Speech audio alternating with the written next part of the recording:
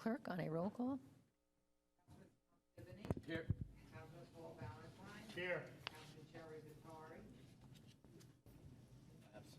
Councilman Brian Donahue. Here. Supervisor Teresa Kenny. Here. I think I have to, Rob, you know that Jerry's not here tonight? Are we going to have a problem with overrides? On the comp plan comments. We're gonna have to. We're going to have to adjourn it. Yeah, I just realized now that he's not here. It's never, the never-ending comp plan. Okay, anyway, let me just get through. So for anybody who may be here for the comp plan, I guess we will still have comments, but one of our councilmen had surgery and he's not here today, so it will end up being adjourned because we're not going to vote with it without him being here. So anyway, we will still open it up, and but I just wanted everyone to know that there will not be a vote on that tonight. Just a couple of, oh, sorry, pledge allegiance. I pledge allegiance to the flag of the United States of America and to the republic for which it stands, one nation, under God, indivisible, with liberty and justice for all. Not a bad thing. Yeah, I hear you. Okay, so a couple of announcements.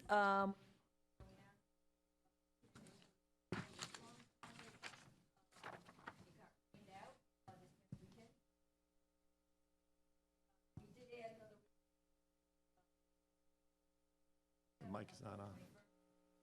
Your mic is not on. Your mic's not on. I had it. Oh, sorry about that. Again, that's the farmer's market. It's going to be the next couple of Saturdays from 10 to 2 in Central Avenue Field. Saturday, October 14th, we have our free paper shredding event that the town clerk's office hosts every year. We just want everyone to know that it's going to be over at the Tappan Zee High School this year. In light of the construction going on, we thought it'd be safer for everybody. Again, we just encourage you to bring non-perishable food items for the local food pantries. It's done in conjunction with People to People, right? Is that who you do with, People to People? Yeah. Okay, so that's it for announcements. We're going to workshop our agenda items. Okay, so the first one, again, is going to be to resume the public hearing on the comp plan. We're going to obviously close or continue. We'll probably be continuing in light of Mr. Batari's absence. That's 6. You get through a lot of pages with that.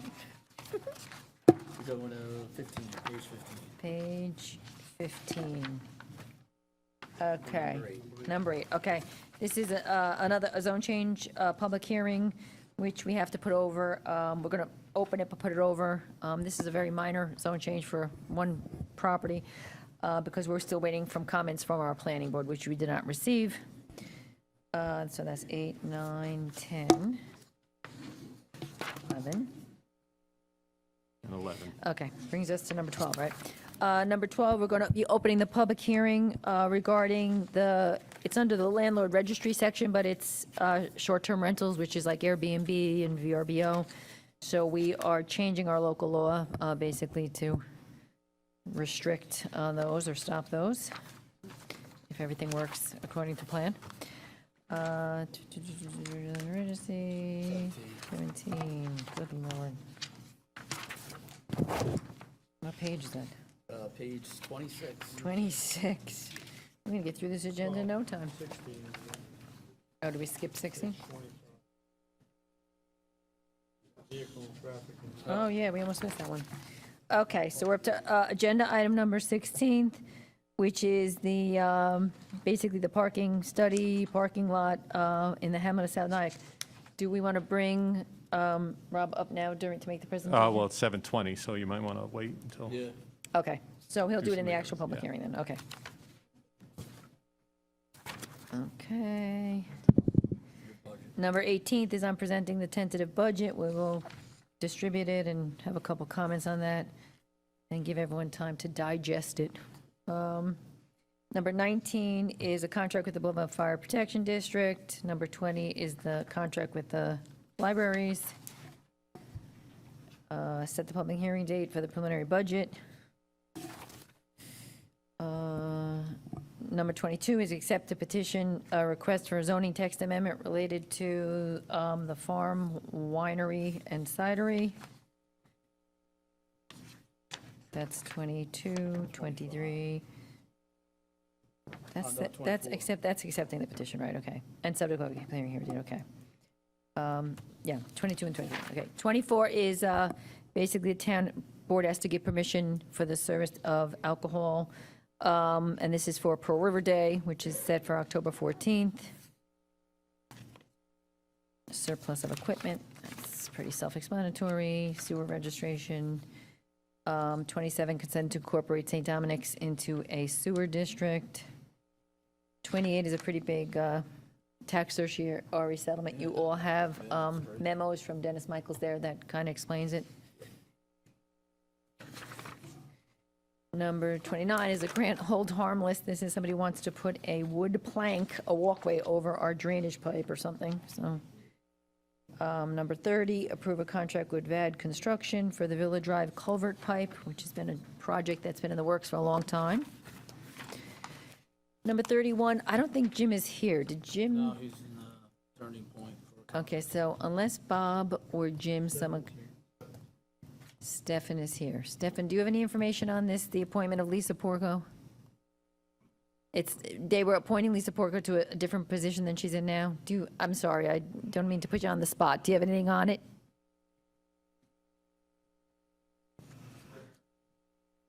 Okay, no, I don't need it now. I had asked Bob, I don't know if Bob's gonna be here, or, because she has a permanent position already, so I was very confused how this happened.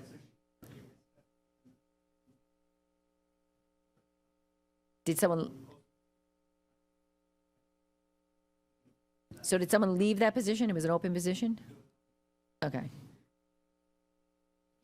Okay, I didn't know how she went from one to the other, and, you know.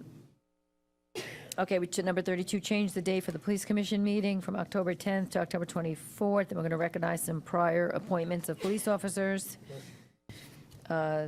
surplus vehicles, permission for the chief to go to Israel on an anti-Semitism program. Another authorized Anthony Palazzolo to go to a pre-arrest diversion program. Approve the purchase of 2023 Ford Police Interceptor SUVs. Approve Traffic Advisory Board recommendation, approve a street light at the intersection of Red Oak Drive and Oak Tree Road in Palisades. And number 38, appoint Jack Clifford to the position of labor in the Department of Environmental Management and Engineering. And then we have land assistance, so we're going to combine them all, and we basically have the Tapan Town Historical Society Colonial Day, the Noble Ninth Traubenfest, and the Tapan Reformed Church Fall Fling. And that is it in a nutshell. Start the first hearing. You want to start the first hearing? Okay, Traffic confidence. so we're just going to skip public comment. You want to? Yeah. Yeah, we'll come back. Let me see. Maybe we have no, nobody signed up anyway. Okay, huh. Not too many people signed up. Okay. Okay, so we're going to start with the first public hearing for to resume the public hearing on the comp plan.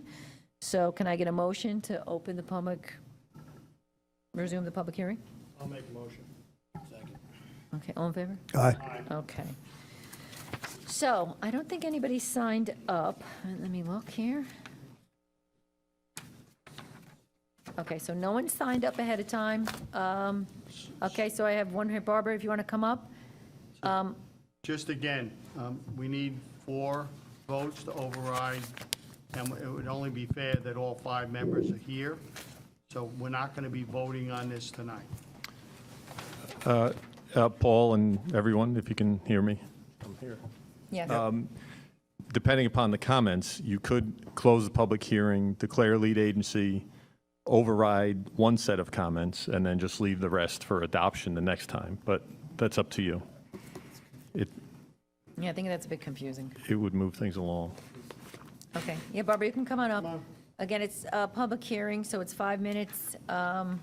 You see, we do have a clock over, I don't know if it's hard, not real easy to see, but there's a clock over there. Right there.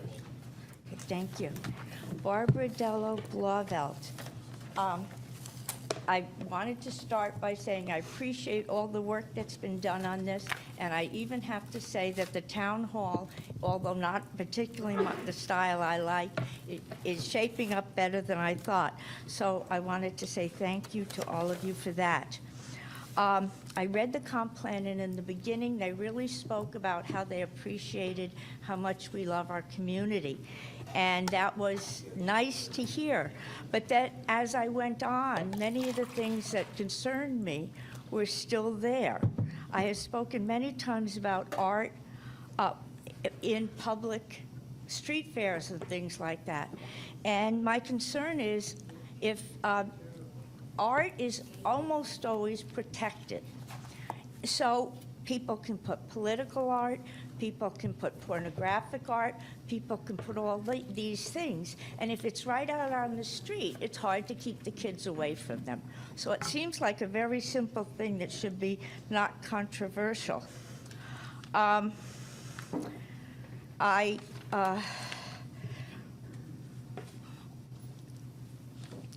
They still talk about cluster housing. They don't like in-law housing, but they still talk about cluster housing.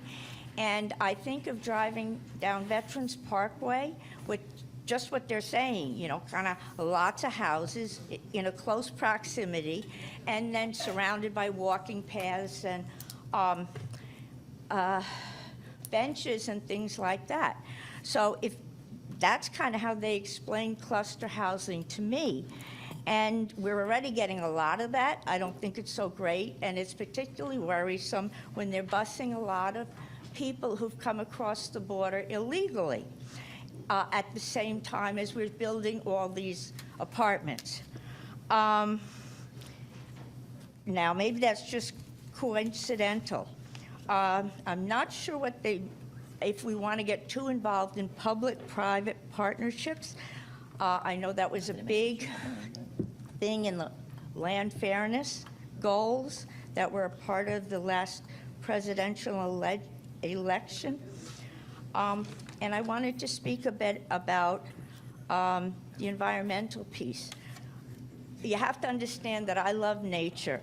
When I was a little girl, I used to go to the field behind my house off Convent Road, and I'd get Queen Anne's lace and a little thistle and bring them into bouquets for my mom. And my husband and I often argue because I say, I like nature to be natural, and he likes it to be man-made. You know, a tree that comes up by itself is a weed you pull, but trees we plant at great expense to the taxpayer are they're good trees. But also, I think you can have too much of a good thing. I actually found it here. I like almost everything environmental, but where did it go? It's just give me a minute to find my paper here.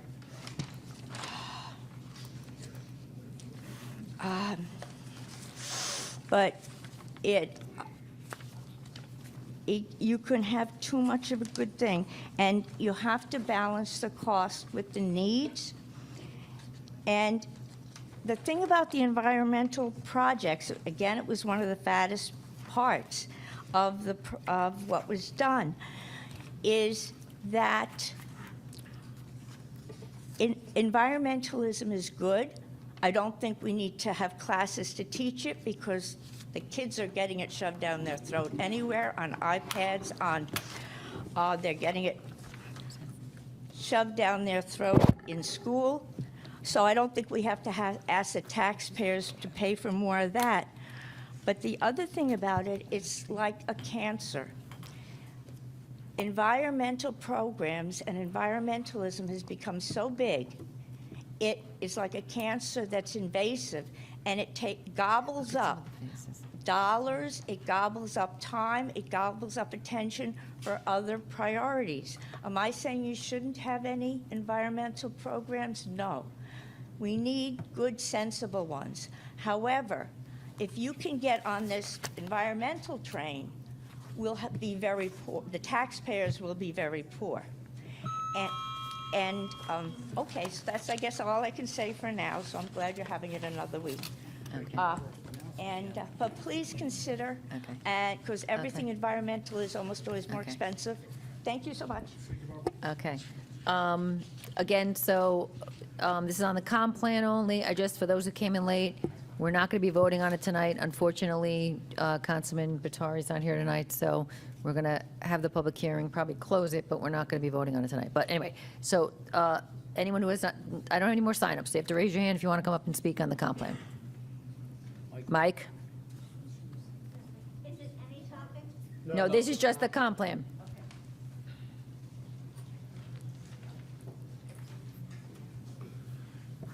Good evening, Supervisor Kenny, members of the town board.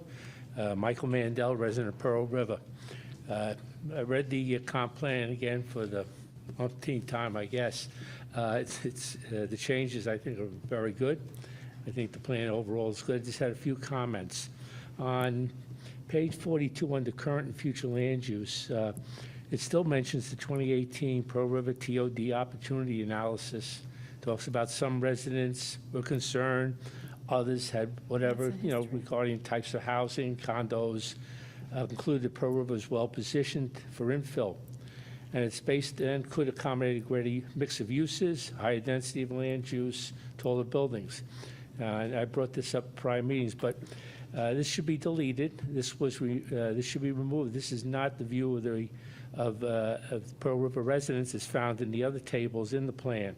The report is based upon resident input. However, these meetings were attended by townwide residents and reflected all their views, and I think there were people that I saw at these meetings who didn't even live in Orangetown who had comments. So, and further, in your response to Pearl River, Rockland County Planning comments on page 13, your response number 4, Town Board never adopted 2018 Transit-Oriented Development Opportunities Analysis. So that's another reason I don't think it should be in here. And if you look at the building in Park Ridge, which is not affordable to people, there's still, and Nanuet has put on the back table their transit-oriented development. And for transit-oriented development, you need 24-hour train service, and we don't have that here. Second item was under open space and recreation, page 170. It still talks about a proposed private indoor commercial recreational facility in the southwest corner of the RPC campus is currently being reviewed. Unless that's something new. I thought that project was abandoned years ago. It was indoor soccer, skating, and pool, and whatever else. So that's in the only paragraph top. It's under green space beyond open space. On page 207, under sustainability and climate resiliency, green mobility. There are currently 7 electric vehicle EV charging stations in Orangetown. I think that the total is quite a bit more now and should at least be updated. The Stop and Shop has them. You have some at the Orangeburg Shopping Center. There's ones in Pearl River by the train station. So you may want to just update it so you have the correct number. On page 217, under sustainability and climate resiliency, item number 1, requiring all new off-street parking to use permeable surfaces. Now, lots near water bodies such as Spark Hill Creek, Lake Tapan, etc., should not be included due to pollution concerns. These lots must be impervious, and runoff should be passed through oil water separators before exiting property into the ground, into the aquifer, or into the creek or reservoir. And I think it's in... Planning board, so. Okay, and sustainability and climate resiliency, page 219, under reduce carbon emissions and promote healthier air quality. Item number 3, limiting truck traffic and deliveries during peak hours by incentivizing businesses to choose overnight. Okay, this should be clarified, otherwise warehouses and other businesses will choose overnight truck traffic. This would create noise pollution for area residents, and I think it violates our current zoning or building laws, which states you can't operate vehicles such as that between 11 at night and 7 in the morning. And Just one last comment before I go. Under next steps, action items, and implications, implementation, page 235, encourage the use of green building technologies for new developmental project and retrofits, which is fine. There's 4 items there. Number 4 says ban the use of gas-powered gardening equipment. That's new cost for residents to purchase new lawn mowers, trimmers, blowers. For whatever reason, I still think that also should be removed from the item. And lastly, next steps, action item and implementation, page 233. Item number 2, under open space and recreation, develop sustainable best practices for park maintenance. And it talks about explore revisiting town ordinances to prevent the use of motorized vehicles and machinery in town parks. I don't know how we're going to be cutting lawns, pruning trees, removing snow without mechanical items. Thank you for your time. Thank you. Again, this is on the comp plan. Eileen?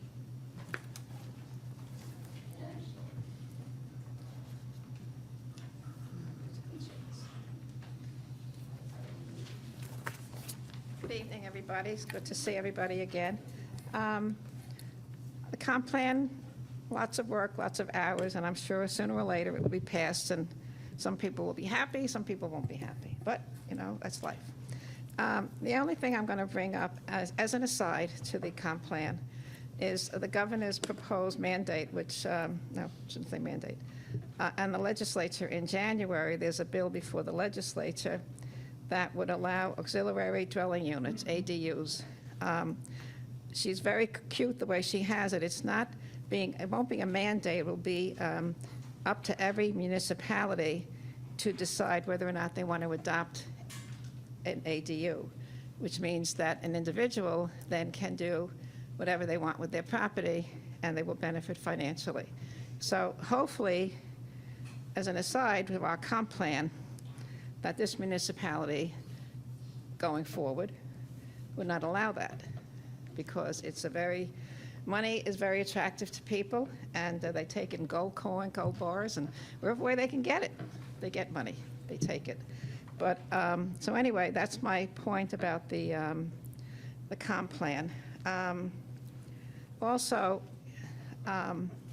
nothing ever stays the same. I'm here 51 years. I haven't seen anything in Orangetown really drastically change. But I remember when the senior housing in Pyramid and Spark Hill was being proposed, there were concerns. But those two, Torp Village and Dowling Gardens, were certainly very good things that happened here in Orangetown. As far as the young people, I wish they would come out, talk to us about what they want, how they want to live, where they want to live, bringing in more industry,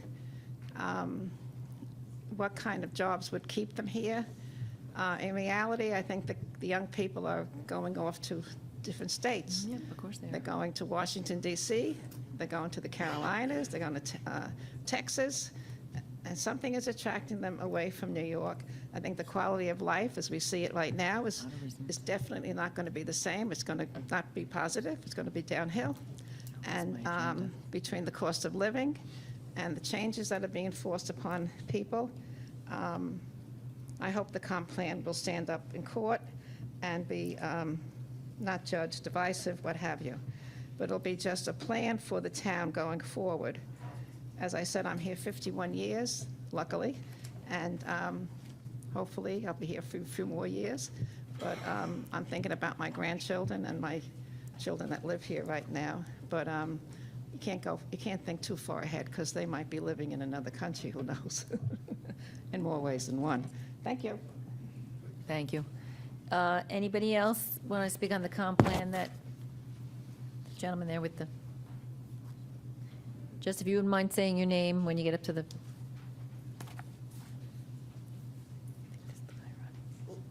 My name is Taylor Mandelbaum. I am from Nyack, and was it Eileen?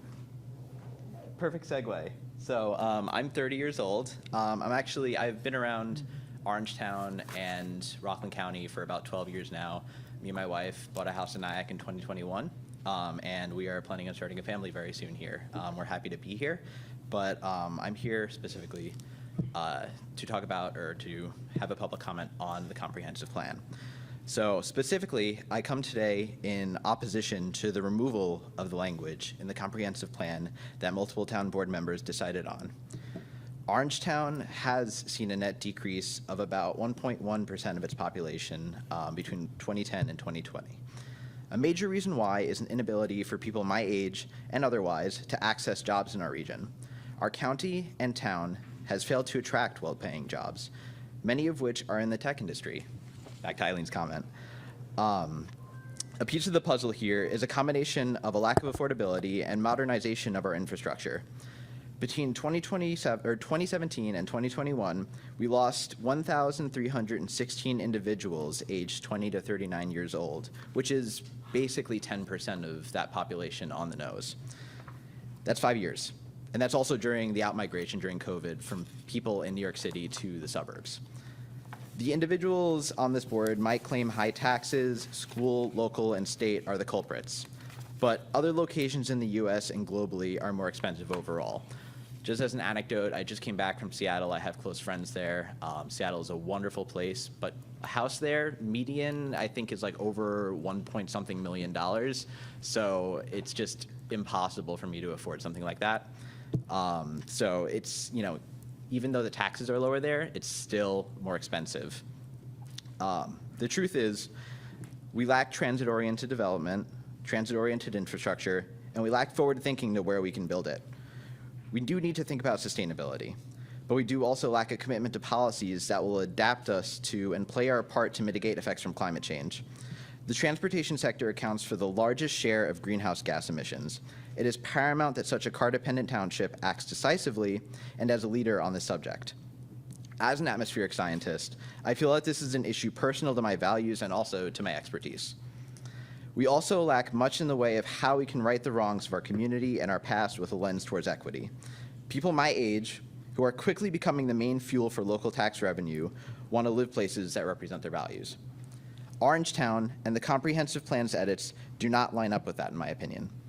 This isn't me spouting off how I feel. This is backed by study after study, survey after survey, for climate, for equity, for modern and successful infrastructure of the 21st century.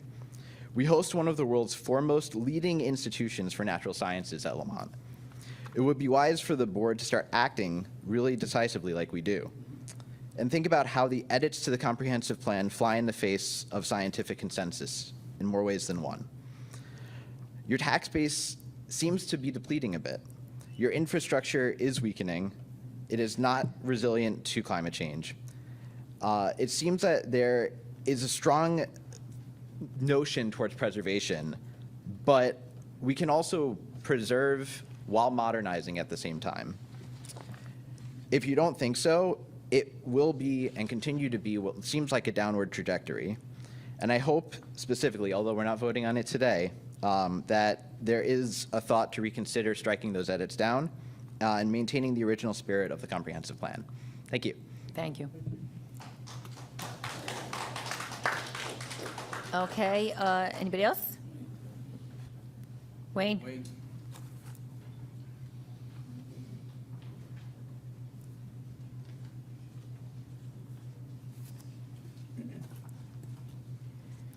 Good evening, members of the board. Wayne A. Gavioli, 14 Warrant Officer, Bauer Lane in Orangeburg, New York.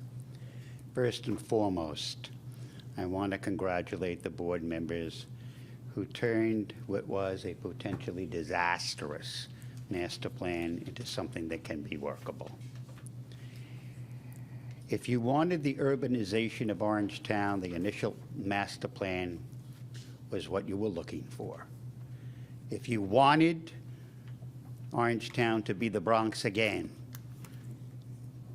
the initial master plan was what you were looking for. I do not believe for one moment, for 1 second, for 1 millisecond, that that is what the people of this town want. And I can only be thankful for the members of the board who saw that. The bottom line is this. I'll tell you an interesting story. Myself on the Upper East Side. We had a conversation just the other day. And you know what he said? You know what, Dad? I said, what, Wayne? All my friends and acquaintances are moving back to Orangetown. This is the place they want to be. Maybe initially they couldn't afford it. Maybe initially they couldn't buy a house. But now that they've worked for a few years, they can. And that's where they want to be. He said, I found it strange, Dad, that 9 out of my 10 best friends are moving to Orangetown.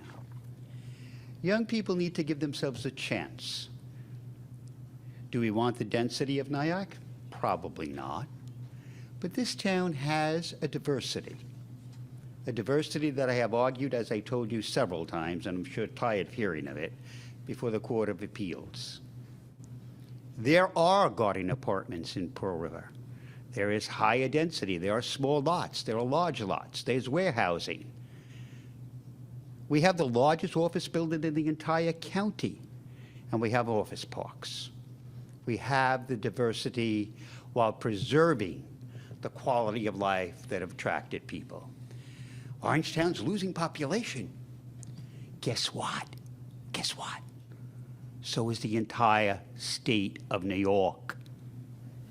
When people on my block wake up on January 1 of each and every year, guess what their taxes are? $36,000 a year. Maybe they get tired of paying $36,000 a year. The children are out of school. They get tired of that. They move on to less expensive places. That's the reality. The reality is that as people age out, and I can't tell you how many closings, people decide there may be less expensive places to live. Young people decide they want to come back to this county, to this town. Why? Because it has so much to offer. Why? We have a diversity of housing as it exists. Everything does not have to be Bronx congestion. That's not why they left the Bronx. That's not why they came here. That's not why they live here. That's not why they pay the taxes here. They came here for the sense of tranquility that Orangetown provides. I am so happy that the board members were strong enough and willing enough to recognize that and correct what was initially a disastrous master plan. Thank you.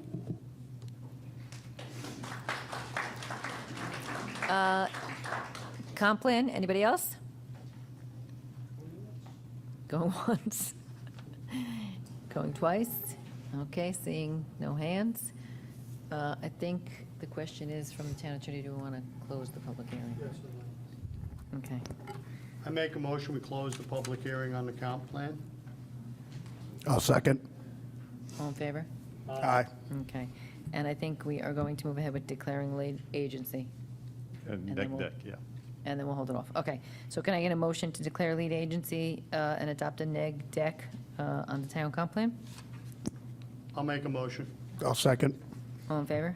Aye.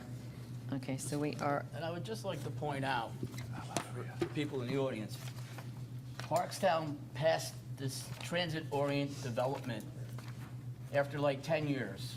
And to get it through, they had to approve 500 units in the Nanuet area.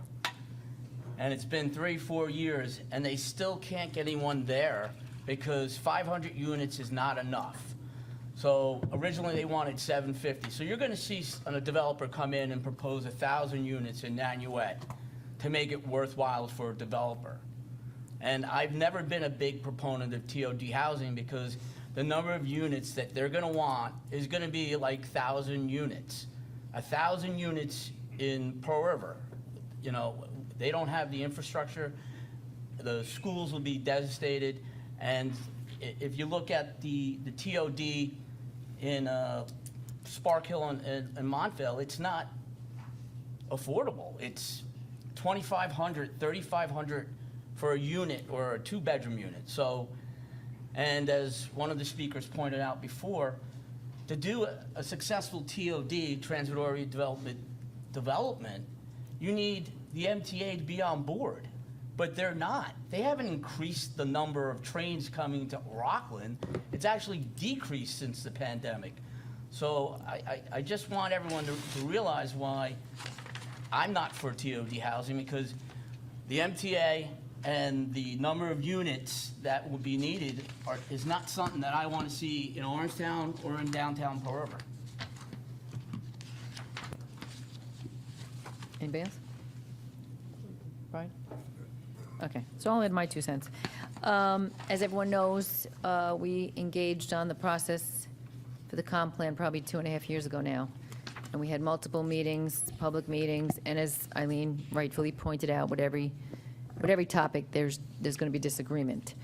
But I think there was overwhelming support, generally speaking, for concerns for the environment. I'm not talking about the TOD, I'm talking about the concerns for the environment. You know, when you talk about cluster housing is a way to prevent suburban sprawl, where you put the houses closer, but you keep more green space. All of these are very normal planning practices that are used all over the United States. Nothing in this comp plan was going to make something suddenly happen. Any project that came in was just allowing a future town board to consider it. It would go to the planning board, like everything does go to the planning board. It just gives this board more flexibility when it comes to housing. I say it, and I use it as an example, both the, what's it called? There's one in Pearl River. This board approved, I think before me, a zone change to allow residential over the commercial space. It looks beautiful. Dion's something, right, in Pearl River. You know, people were afraid of it. It was, residential downtown. It looks great. It looks beautiful. I used the examples up here, right up on Orangeburg Road. They're over 55 rentals. There's no reason we can't have rentals that look like that for people that are not over 55. We have very limited condos or rental units for younger people in the town. So again, this was just going to give this board or a future board options, which we do all the time. We just do zone changes that are not complying with our zone change. I'm not going to start naming them, but so anyway, going forward, I've said it. If something comes in that's not consistent with our comp plan, we were just going to have to amend our comp plan, which is what we should be doing now, so that it's covered by a comp plan. So many of these changes, and I think if you look at the most recent comments from the Rockland County Planning Board, they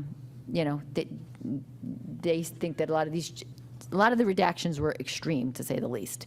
But anyway, again, I'm one of 5, so it is what it is. So we've closed the public hearing, and I'd like to say something. and when Jerry's back, we'll take action on it. Paul? So, because of my business, I drive all around the county constantly. And if you think the county's doing a good job in their planning, drive through certain parts of it. I'm very happy being part of Orangetown. I love Orangetown the way it is. Orangetown should not be a given, but a goal. I like it as a single-family residential area. I see the condos in Clarkstown. Just drive up Smith Road and look to the right. There's miles of them. Drive up Route 17 and look to the right. There's thousands of them. That's not what Orangetown is about. Orangetown is a single-family residence, and I was proud to make the edits I did, and I stand by the edits I made, because I really do feel that Orangetown should be a goal. You should go move to New York City or down to Jersey City, save some money, and come back, because it's a goal. It's not a given, it's a goal. So I'm going to have no problem overriding the county's comments, and I do stand by the edits I made. Okay, with that said, we're moving on to agenda item number 8, I believe. Addison, yeah. I don't think so, because they knew where they were. No, we can't vote. Yeah, we can't vote it, right? Okay, so agenda item number 8, again, we're going to open it, but we are waiting on comments still from our planning board on this one. So can I get a motion to open the public hearing? Again, this is for basically a zone change for one property, 90 West Madison Avenue in Pearl River. Move to open. Second. All in favor? Rob, are we closing or continuing? We're closing, right? No, well, continuing, I mean, Okay, in case they give us some comments we have to. yeah, I mean, you can adopt the neg Yes, deck. yeah. Who are you waiting on, Rob? Our The planning. board. town planning board, it was delayed because of some of the secret documents. Yeah, so our planning board did. We got the not we filled got out the county, properly. but we didn't get our planning boards. So I guess we'll What do you want to do? continue it? Yeah, I would continue it. in case But we- you can adopt a negative declaration even though you continue. You could see if the public has any comment. It's basically a commercial zone, but there's many residences there, so Okay. they run into problems when they want to do changes I there. guess because you get, okay. Is it, okay, so I guess, is there anyone here to speak on the zone change for 90 West Madison Avenue? No, they're not here. We told the property owner that it wasn't going to be voted on, so they know. Okay, so we want to continue it? Yeah, continue. When are we going to have the comments back from? Well, the 30 days would be up by the October 10th, is it? What's the next meeting? Correct. October 10th. I asked the planning board to have it on their agenda tomorrow night, so hopefully it'll be on tomorrow Okay, night. so we could put it over to October 10th? Yes. That's our next time, the time we're meeting? Yes. Okay, so. Okay, 7:20, okay. So can I get a motion to continue the public hearing for the zone change at 90 West Madison Avenue to October 10th at 7:30? I make a motion. 20. I'll second. 7:20. No, 7:20, I'm sorry. I'll second, October 10th, 7:20. Okay, all in favor? Aye. Okay, but we are going to move to adopt a negative declaration with respect to the zone change, so can I get a motion to adopt the negative deck? Moved. Second? Second. All in favor? Aye. Okay. We are on, switch 11, number 12, okay. Can I get a motion to open the public hearing on the short-term, landlord registry short-term rentals? Moved to open. Second? I mean, I'll second. all in favor? Aye. Okay. So the first person I have to speak is Christine Carino. Yep. Well, that person's coming up. I'll just point out, I noticed there was an error in what is in the agenda tonight on page 6, under item B, after Well, it it's on says, page 24 of our agenda. I'm sorry, page 24 of the agenda. I looked at the wrong one. Item B, there had been a proposal, it would stop at the end of punishable as provided in Chapter 41A of the Orangetown Town Code. Should be a period there. There had been a proposal This to is make coming it out. 3 This times the here. monetary amount, but again, as I had expressed, I think that would create some constitutional issues with it. So I think it's best to leave it as is with the punishments that are currently there. I know I spoke with the supervisor about possibly changing 41A. Basically, any violation of the town code, you go to 41A for what the punishment would be. So if you want to change that, 41A would be the appropriate place to do that. Yeah, Go ahead. okay. We're ready. Supervisor Kenny, members of the board, good evening to all of you. My name is Christine Carino. I am a long-term resident and homeowners of Orangetown, and I just simply love it. I am here to support your opposition to any short-term property rentals in Orangetown under 30 days. In doing so, I would like to ensure that this amendment to the local law prohibiting short-term rental of less than 30 days would also apply to accessory structures such as swimming pool and residential properties. Yes. When the house next door was sold, the new owners began to advertise the rental of their swimming pool on the internet. Summer months became a living hell with the street overcrowded with parked cars, heavy marijuana smoke and smell, fireworks, DJ music, loudspeakers. One day, the air was filled with noise and smoke as they were shooting fireworks in the backyard. During one of those parties, I had a bunch of stranger kids playing in my side yard. They even held wedding receptions with banners on the front door wishing happiness to the newlyweds. One night after one of those wild parties, cars in the neighborhood were broken into. It had never happened before. Police were called on many occasions. It was found that the homeowner had gone on an app called Swimply, and the swimming pool and backyard were available for rent. The surrounding neighbors notified the Orangetown Building Department and the Rockland County Board of Health, inquiring if the homeowner was acting according to the town ordinances or breaking the law. The answer from both entities was that the homeowner was breaking the law. The authorities shut down the pool. The pool was taken off swiftly, but it has reappeared again. We all have our lives invested in our homes and the neighborhoods we live in. No permit must be issued to any of these entities whose only scope is to enrich themselves at the expense of decent, law-abiding homeowners.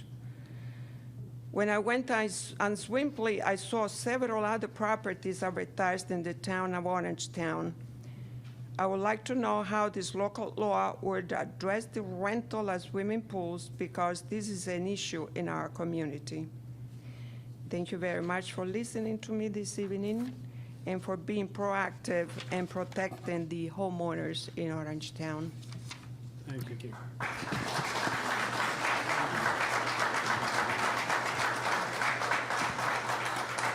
I will say that there is a provision that is added in here that specifically covers the rental of swimming pools. So if you look at the agenda on page 23, it says short-term rental of outdoor pools and spaces. So that is one of the reasons we're here today, is because of someone doing that. Paul Manny.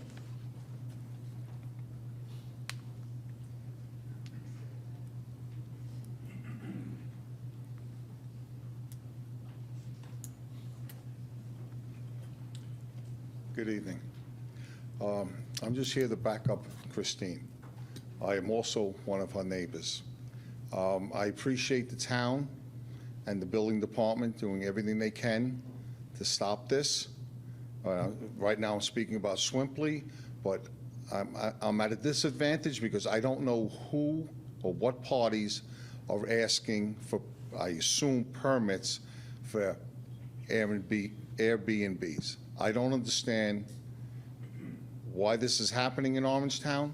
After all, Orangetown is a great town. I've been here since 1976, but we are not the mecca of, a vacation area, not like the Jersey Shore, Cape Cod, or Long Island and the Hamptons, okay? So why people want to rent their homes on a weekly basis, okay? This could be solved by just having tourists and people passing through stop off at the 3 hotels that are in Orangetown, and if there's no room, then they could just flow over to Nanuet. There's plenty of motels and hotels in the county. We don't need residents here looking to make a quick buck by renting their homes while they're down at their shore house or down in Florida and causing havoc in their own neighborhoods. Okay, I'm dealing enough with the person behind me who last year took his name off the Swimply app, but somewhere along the line, in between all the raindrops this summer, he put his name back on the list.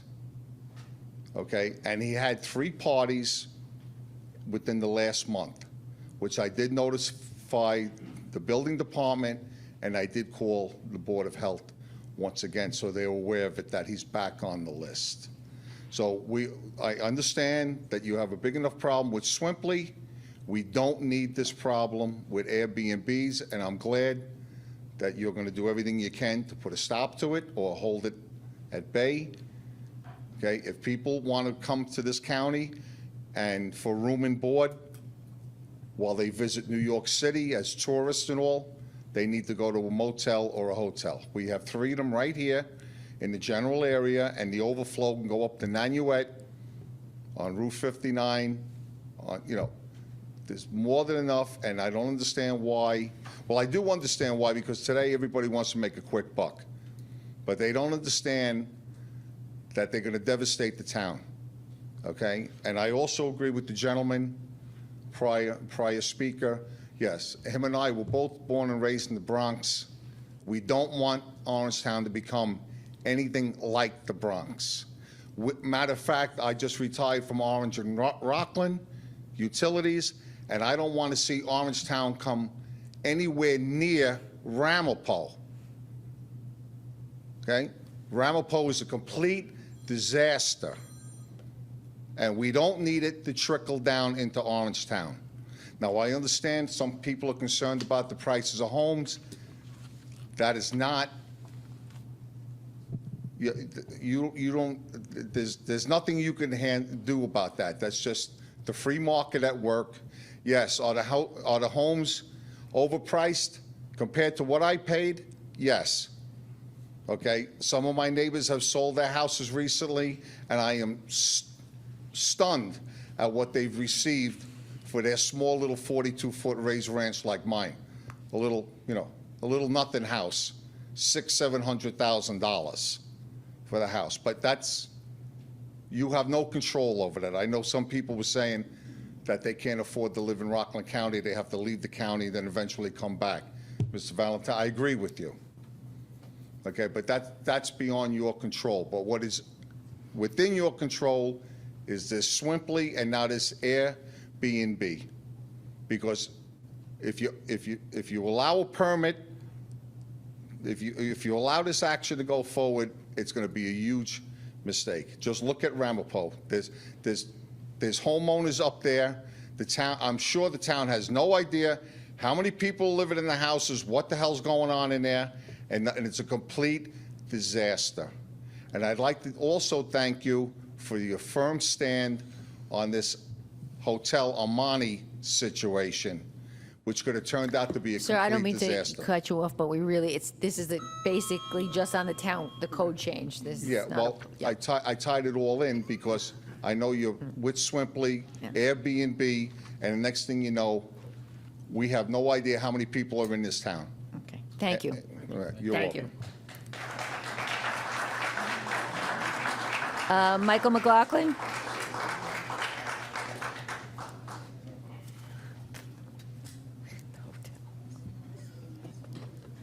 Like, oh no.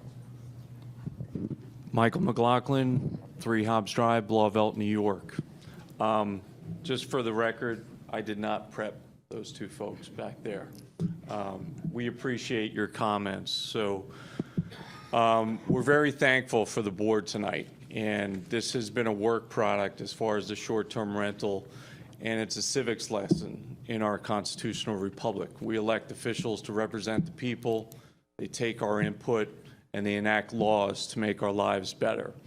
And thank you, Teresa, for your leadership, and thank you, board members, and thank you, Rob, for working with us to make sure that we have the right tools for the town to make it safe. And just for those folks that don't know, there's several dozen neighbors that are in the back, and we had similar incidents to exactly what the 2 folks before me spoke about.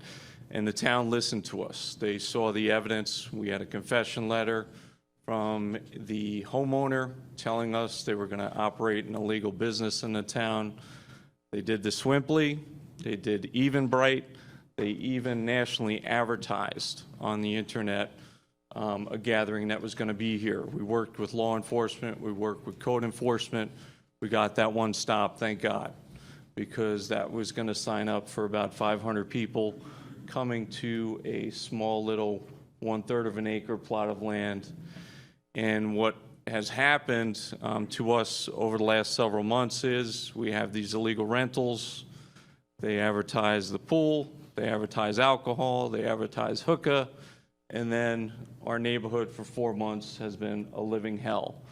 They took away, since June, they took away our safety, and we had enough.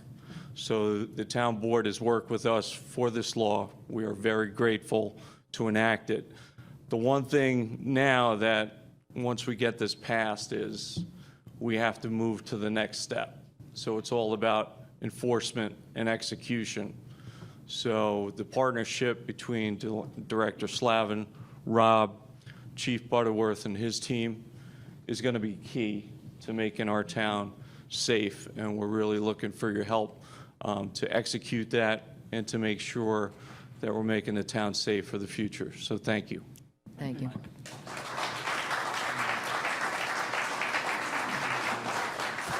That's the last name I have on the sign-in sheet. Is there anybody else who wanted to speak on this that didn't sign in? I see Eileen. Eileen?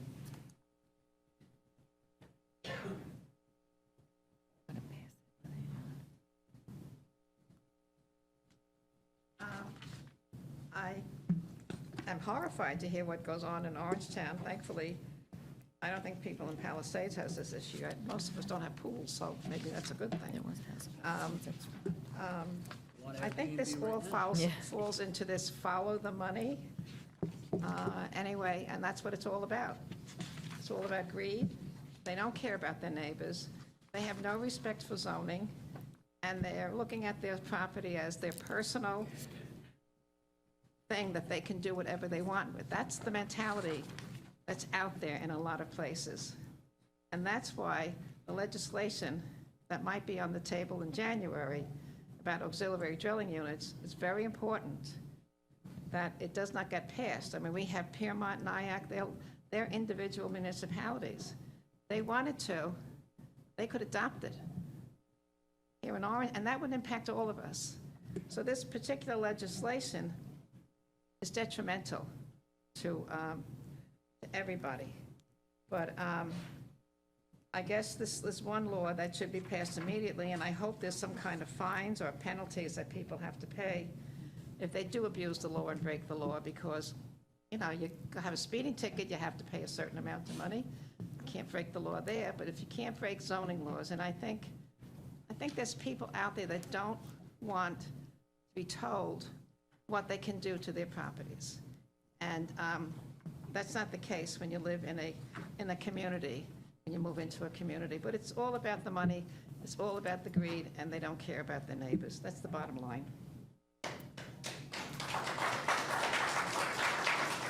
Is there anybody else who'd like to speak on this?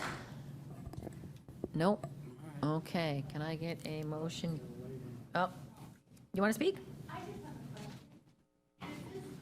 Yeah, I'm sorry, you're gonna have to come up to the, yeah, and if you just would mind saying your name.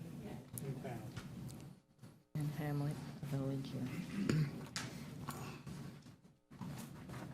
Hi, my name is Patty Katz, and I live in South Nyack. I just have a question about this. This is the first I'm hearing about this. Does this apply to VRBO rentals as well? Because I would like that to be covered as well. Yes. I have a neighbor who is renting out his home for VRBO. So that would cover that as well? Yeah, it's all short-term rentals. Anything under 30 days. Thank you very much. I think it should pass. Thank you. Okay. Okay, anybody else? Okay, did we close? No, we did not. Motion to close? Motion. I think you were second. Tom made the motion, Brian second. I'll second, All in sorry. favor? Aye. Okay, can I get a motion to declare a lead agency and adopt a negative declaration with respect to the local law amending regarding short-term rentals? I'll make a motion. Second. Tom Divany, second. All in favor? Aye. Okay, and we have a motion to adopt a local law amending, Rob, do we have to revise it or say something as revised, or? No, county planning has weighed in, and they approved. The planning board, I appreciate, took an expedited look at this and also had no further No, but comment. that change you made on the one paragraph.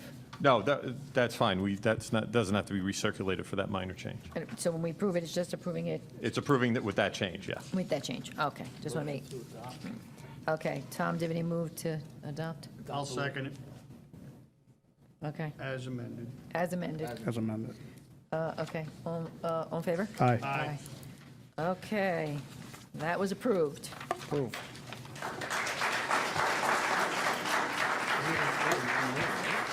We do. So since most of these people are We here, have the, Teresa, should we ask if they want to leave? if anybody wants to leave, By all means, you're welcome.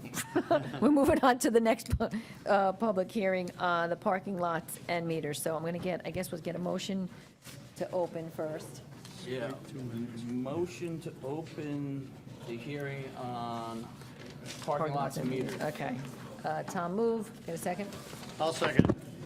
All in favor? Aye. Okay, we'll let everybody leave. And then we're going to have the presentation. Where'd he go? Where's he Oh, go? there, you can come on up. Dave Gilmore? We were Oh. standing in the back for the longest time. I was confused.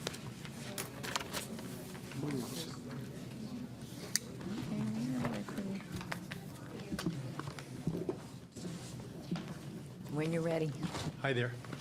I'm David Gilmore from LaBerge Group. We're planners, engineers, and grant makers based in Albany. We worked on the Village of South Nyack consolidation study and the zoning, and now I'm presenting to you on the South Nyack parking study and recommendations. I think I was last here in June, and since the study had been on your webpage, we were asked to come in with a refresher. So the village was dissolved in April 2022.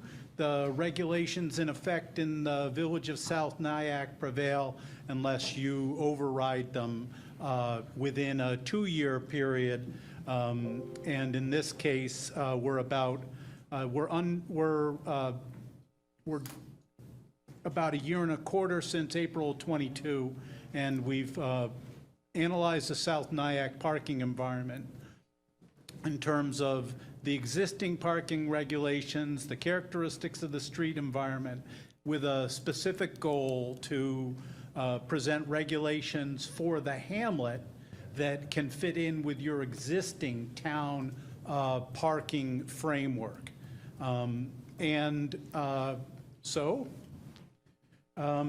We did assessment within our study in that, and I'll just talk about some of the context analysis that we analyzed, that the town does not provide overnight parking in the winter, and so that was really one of the main objectives, was ways that we could bring regulations for South Nyack that are congruent with the regulations for the town. And much like probably also the Village of Nyack, but it really is a driving feature of the village, that you have these narrow driveways that really, I think, go back to the advent of the automobile on what are really small lots in South Nyack. So it's not a parking environment like so many other parts of the town of Orangetown. You've got driveways that are 8 or 10 feet wide. It's not possible, given the lot layouts and the way that buildings and property lines are constructed on relatively small lots. People with multiple vehicles really have to stack up, and so it's a very generally constrained parking environment, and we were trying to find ways to fit with the town's regulatory framework. And then also context analysis. We did notice that during events like the street fair that's coming up, there is spillover, lots of parking demand on Piermont Ave, on Broadway, and we heard a lot about that those peaks are something that could be managed and coordinated.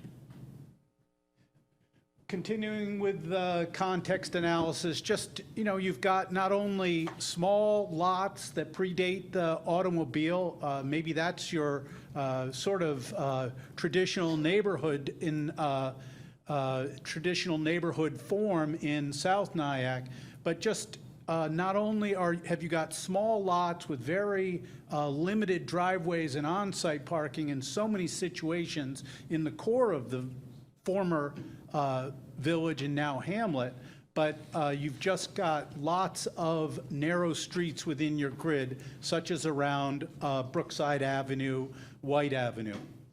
And narrow streets obviously also present a challenge in that they don't necessarily provide easily for some on-street parking. We those were some of the defining features that we looked at. So we also, as part of our study, really tried to talk to a number of different stakeholders. I mentioned that people observed that there's a lot of spillover and demand for parking, peak events in South Nyack. But we really had these discussions about how we can fit parking regulations for South Nyack to fit into your vehicle and traffic and parking lots law. We, of course, wanted to sustain emergency vehicle access, making sure that there were clear travel ways on all streets if there ever were situations such as parking during the day. You know, we understand that there's real needs for vehicles to get in and be able to maneuver. We tried to work on analyzing ways to address the whole hamlet and clearly trying to make sure that if we're providing prescriptions for parking regulation changes in South Nyack, that we're doing in a way that keeps South Nyack and all of Orangetown special and of the character that it is now. So our main recommendations were to manage overnight parking in winter. There's the prohibition from November 15th to April 15th that you can't park overnight. And so we came at looking how to manage that situation. We looked at the Brookside lot. That's your only public parking lot in the former village, and features of its use and arrangement. We make recommendations for complete streets and traffic calming in that clearly if there is going to be parking on streets, whether it's during the day or in some instances overnight, that it just seems that what you can do to provide for complete streets, making sure that people can walk and bicycle safely in these neighborhoods. There might be instances where you can provide very practical, low-cost sort of traffic calming, but we also understand that there's many essential thoroughfares and needs to move throughout the community. And we also recommend that clearly, when you have a new parking arrangement, that there's enforcement. We hear people, for example, saying that there wasn't enforcement in the former village, that there was an allowance for overnight. But if you come through with a new regulatory, when you come through with a new regulatory code, just it's recommended that you make sure that people know about these rules and that there is safe passage and enforcement that goes with the law. And just in terms of practical on-site arrangements, it's clear that there's many lots that are constrained, such as up around Brookside and White Avenue, where properties might not have driveways, and those, it seems, might be a basis for some flexibility in individual cases on zoning, but clearly within any zoning scheme, you don't want to give away regulatory relief either. And other recommendations, just provided, we felt that there was enough characteristics of the arrangements of properties and the on-street parking demand as we observed it, especially within the core of the hamlet. And by the core of the hamlet, I mean east of essentially 287 or the thruway, where there really was a lot of demand for on-street parking. So it was our recommendation to provide some limited exceptions and about 150 on-street parking spaces throughout the former village, where that might provide some of the sort of outlet that might be needed because of existing households, such as that have 2 cars and just, or maybe 3 cars in some instance with, say, a 2-family, possibly a small multifamily home, where it's the existing character of the former village. We were recommending 150 spaces will allow for some exchange, and we're trying to pick streets where we think it's wide enough, line of sight, accessible enough that maybe there could be some overnight parking, and we tried to make some proposals in our regulations that we're presenting to you. And so next steps, we've had the study posted on the town's webpage. You're at your hearing tonight. We've seen a few comments, such as on Baracha, on, is it Shady? Shady Side. Shady Side, I almost said Sunny Side, excuse me. Those are some of the places that we've heard about, especially Shady Side. You have referred to the county planning and received basically a recommendation. I think it was Chase Avenue. I haven't been able to track it down since we saw the comments come across today, but it's just, I think, a recommendation to be careful in the code. I don't think it's substantive that if Chase Avenue somewhere also may be labeled within, say, old land records as Central Avenue South, that you just make that clear within the regulations when you get ready to adopt them. So that's a thumbnail overview of the parking study, where we've also attached the proposed regulations that hopefully mesh with your town regulations for parking lots and vehicles and traffic. Thank you. And Dave, for the board and the public, I don't think the intention is to adopt this tonight. It's obviously the first public aspect of it, so the plan would be to continue it. Okay, so the first person that has signed up is Barry Schur.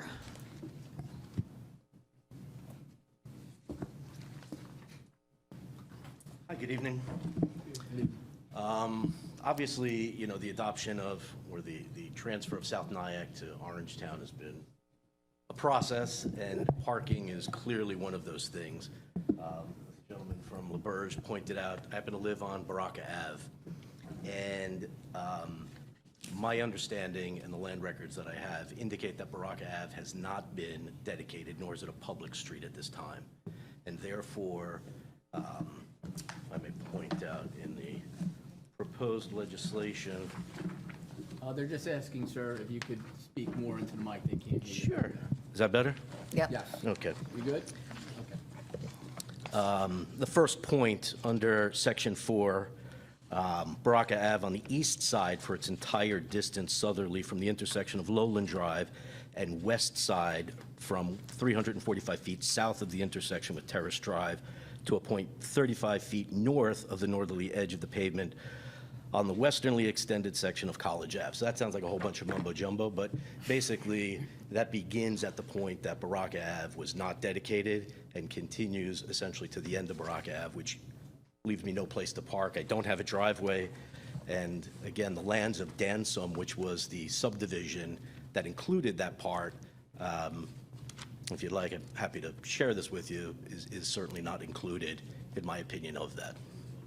So I don't know if that was made public to LaBerge folks or how that's going to be. I'd take a copy. If you want to email it, if you can email it to me or you want to submit it. Is that a copy you want to give? I can't give you this one, but I'm happy to scan it and perfect. email it. You mind if I look at that right now?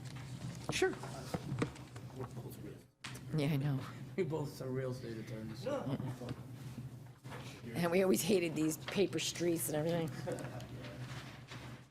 Just to get right next to the red there. Yep. Yep.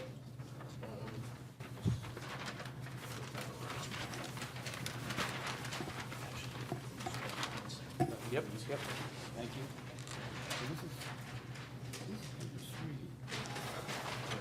Part of it's not, I guess. Oh, there. Everything you see within the dark highlighted section here. That's so what you're looking at there. This is not dedicated. Yeah. I'm just going to show you. So this is the overlay right here. Right here. This is. Yep. This is. Hey, look, go this way, sorry. So this residence is right here. This is the road, and this was the proposed. Nothing on the east side of Baraka. 345 feet from the intersection of Paris all the way down to Now, did the village plow Baraka? The village does, down the middle, kind of flips around here and goes back, so. I guess the question is, well, Yeah, the we'll have question to- is Jimmy, like, Okay. Well aware of it. yeah, I mean, Jimmy Dean, Superintendent of Highways, is loath to Yeah, anything that's done. plow. Okay, yeah, if you don't mind sending it to us, and I think, you know. His wife, can I just add on? Sure, you got two, oh, Got she 2 stopped it. seconds? Okay, Yes, go ahead. Sure. Sorry, I just wanted to answer your question. They do come down the street to turn, the plows, Okay. to turn around, because they'd have to back up. All right. Because only part of Baraka, basically 1, 2, and 3 have been dedicated. 1 through 4, houses 1 through 4 have been dedicated, but starting at the mailbox of number 5, south is undedicated, and then up College is undedicated. So they have, and the reason why it's undedicated, according to Mr. Seiler, who used to be is the neighbor at number 5. He's speaking next. Oh, he's speaking next, okay. There's only 1 layer of macadam on the road. And so they can't really even plow it properly because there's only 1 layer. That's all. And they certainly don't go edge to edge. Right, gotcha. All right, Okay, thank you. Thank you. Next, we have Roger Seiler.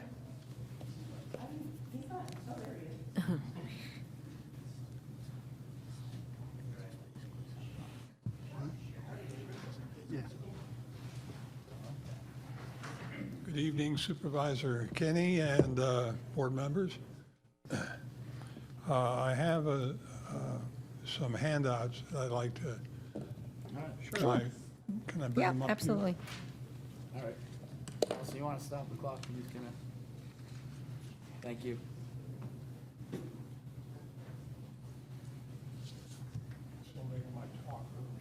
All right. Thank you, Roger.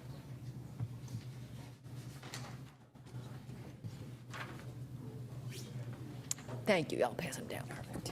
And I guess you could hand one to Rob, I guess, or I guess town clerk Well, needs one. the town clerk is going to need one. So I'm from Okay, South we have- Nyack. Rob is with me.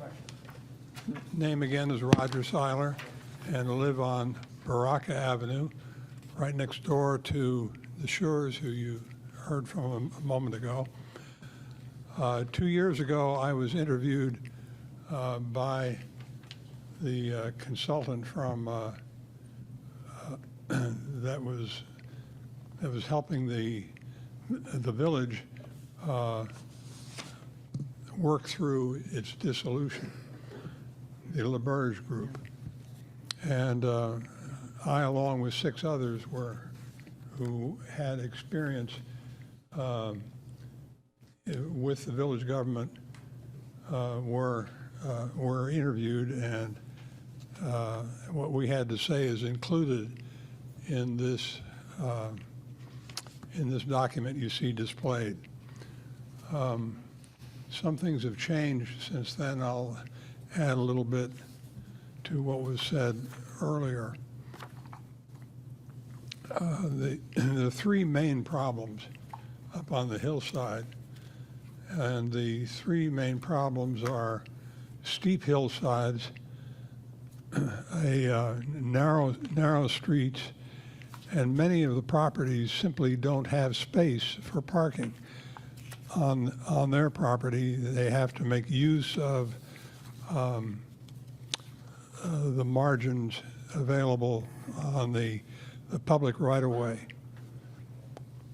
And this needs to be given more thought as we consider the proposed changes to the law and so on, because some of the changes would just be impractical with the kind of properties we're dealing with there. It seems that the use of variances might be, in many of these cases, a practical way of dealing with individual situations. Want to draw attention to a financial aspect of the parking, and that has to do with on Brookside Avenue, the property that was formerly the South Nyack DPW garage and associated parking lot. As of the date of the dissolution, approached, the Village of South Nyack entered into a contract to sell the DPW property, including the parking lot, for what was reported to be the sum of $1.5 million. It's my understanding that the real estate agent handling the sale advised the village the property would be worth substantially less, perhaps as much as $500,000 less, unless the parking area was included with the building. Immediately prior to the dissolution, the town and the village entered into a municipal agreement whereby the proceeds of the sale would accrue to the South Nyack Legacy District, even if the sale were not completed at the time of dissolution. As you're doubtless aware, the sale was not complete by the time of dissolution. Subsequently, the town withdrew from the contract. Further, after withdrawing from the contract, the town designated the parking lot as an official Orangetown parking facility. So my question is this: given that the town has essentially, if not in fact, become the owner of the parking area, will the town be paying or crediting the value of the parking area to the South Nyack Legacy District? Don't expect an answer right now, but someday in the future. I'm happy to give you one, but I hope to you hear might not an like it, answer. but. Okay.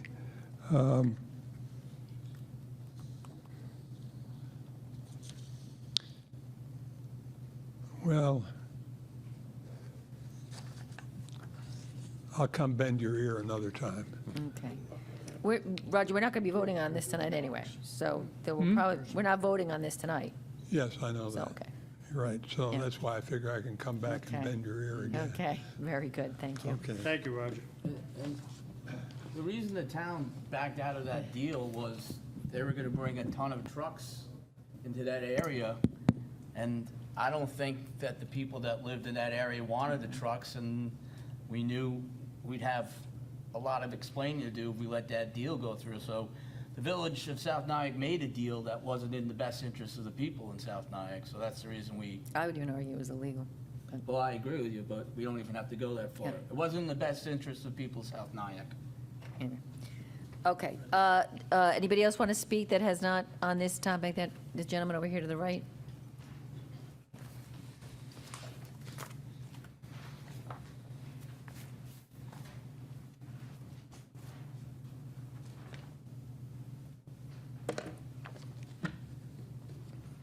Good evening. My name is Brandon Young.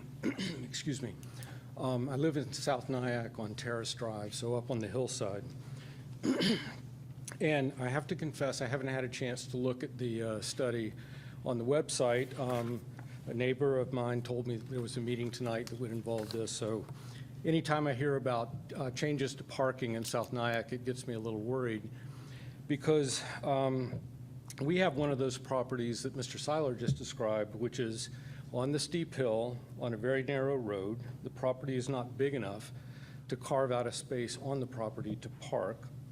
And so we park on the margins, as he described it. We have a carve out in front between technically the street and the stone wall in front of our house where we're able to park our cars. And so one of the things that concerns me is any changes to the parking regulations in South Nyack that would result in a reduction in the opportunities to park up on the hillside really are not acceptable. I mean, as it is, the people who live there, the homeowners or the tenants who rent the homes up there essentially have enough spaces for their cars. There really aren't any to spare. And so any reduction in that is going to be a real problem. I've heard two comments tonight as I listen. One was this phrase that was used by the consultant who spoke first, the notion of traffic calming. And then the gentleman here, Mr. Deviney, mentioned the idea of the residents of South Nyack not wanting a lot of trucks going to this parking lot in South Nyack. So I want to talk a bit about where we need some traffic calming, and that is that since the completion of the new bridge and the movement of the exit from the bridge to where it used to be to now onto 9W has created a phenomenon in our neighborhood that brings a lot of trucks to our neighborhood, to the small little lane that we live on. And that is that what happens is cars and trucks used to get off the highway, they came over to the Franklin Street Bridge and they would turn right and go north on 9W, and then would get on the highway system there, or would go up 59 to get west of us. Now it seems they all get off the highway just below Lowland Drive, and all of their mapping programs tell them that there's this windy little road up the hillside that they can take and go through the forest to get west of us. And there are times, particularly on Friday afternoons when the highway is backed up, where we literally have sat in our yard and watched as Amazon truck after Amazon truck after UPS truck after DHL truck and a lot of passenger cars come up that little winding road, Terrace Drive, and it's just car after car after car. Those roads weren't built for that kind of traffic. They're not big enough for that kind of traffic. If you drive up Terrace Drive and there's a car coming the other way, both of you have to slow down to pass one another. You can't simply drive past one another at 25 miles an hour, 20 miles an hour. So something really needs to be done to calm the traffic on that hillside to prevent those trucks from coming through as though it's some kind of a major street, which it's not. Because we in that area of South Nyack are concerned about a lot of trucks in our neighborhood, and it's really a problem. So thank you. Thank you. Okay. Gentleman over here. Everyone will get a chance.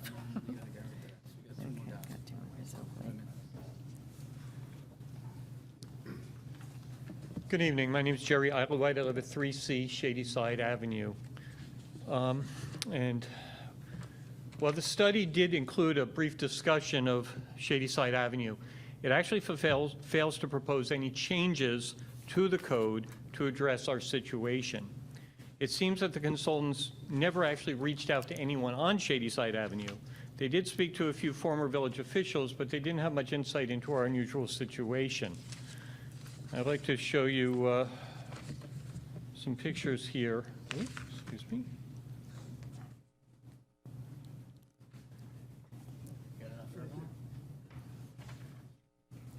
Thank you.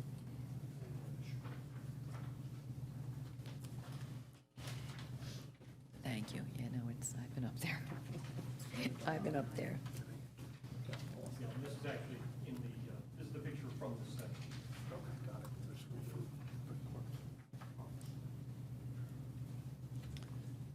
And what I've just shown you is a reproduction of the photograph from page 43 of the traffic study.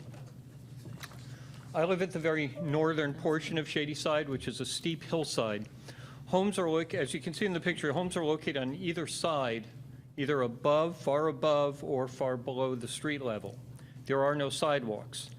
In our area, there are 3 homes with no off-street parking and 2 more with only 1 off-street space.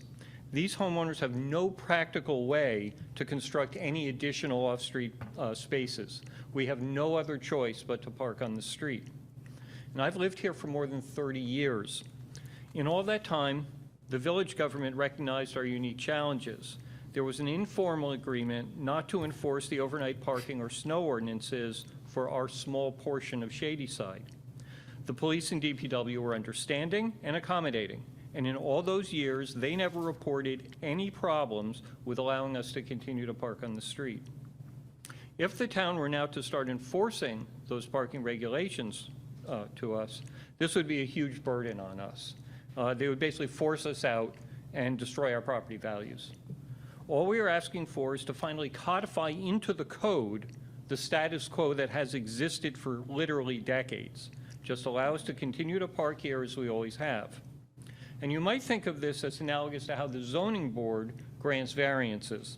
when a property has unique physical problems, a law that works in most places would be overly burdensome in a specific case. We need to look at the balance of the goals of the town versus the burden on the homeowners. In this case, time has clearly demonstrated that granting relief here does not cause any substantial downside for the town overall. I've submitted written comments, and in those written comments, I've suggested specific language for changes to the proposed ordinance. And I would ask you to please incorporate these modest changes into the proposed law. Can I ask you a question? Certainly. Like, my number one concern is if it snows, what do you guys do right now? If it's snowing out, what do you leave your cars there, or and is it coordinated because, we're taking over streets, we're responsible for it to be safe, so we eventually are gonna have to plow. So if you could answer that question. Certainly. Like I say, I've lived there for 30 years. Okay. For most of those years, I parked on the street, my neighbors did, we all parked there. When there's been snow, there hasn't been much in the last couple of years. When there's been snow, and there's been some substantial ones, we just get plowed in. There's plenty of room for the plows to pass through, and they plow us in. And the next good morning, then. we get up and dutifully just shovel out our cars.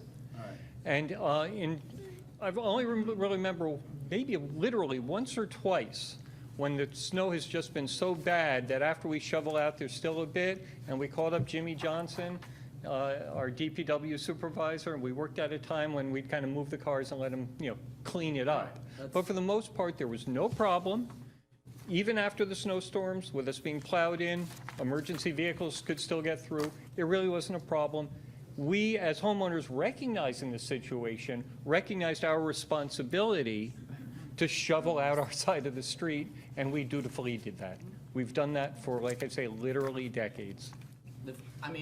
If we were to consider that, it would be like, there'd have to be like a time frame that you'd have to dig your cars out by, just to be, because, Jimmy wants to get there to clean up once you guys are moved your cars and dug out, so. We're talking about a very small section. There are only really a few homeowners really here at the northern section. On the picture that I handed you, if you actually look at that, you're looking south at Shady Side, and the property to the right is actually my property, right? The one So with the you can, walkway? yeah. If you see that staircase, that's the staircase up to my house. Okay. That's the only way I can get into my house, by the way, is up that staircase. You can see there are no sidewalks there at all. Okay. So that is this short area, and I think it could be measured out, and Summicom basically an exemption to the designation of the overnight parking areas would be appropriate for this. It sounds Okay. reasonable. Thank you. Okay? Rob can make it. I've got 1 second. Oh, sure. In addition, I just want to point out here, it's in my written comments. This is actually a little less important of a thing, but every once in a while, somebody will park right in front of my stairs, and I can't literally get into my house, like climbing over it. And Who'd you offend? I looked into it with, I called the police once, and I looked into it, and while the code, prohibits parking in front of a driveway, it doesn't actually prohibit anybody from parking in front of my staircase. So you'll see in my written comments, I've suggested a slight change to that section of the code to prohibit parking in a place that prohibits access, which is actually really more important for emergency access and such. So I'd encourage you to take a look at that section in my written comments as well. Okay? Thank you. Okay. Thank you. Okay. I know there was a hand over here. Somebody wanted to, We got a ton. right, okay. We'll move from this side over. The gentleman straight ahead, yeah.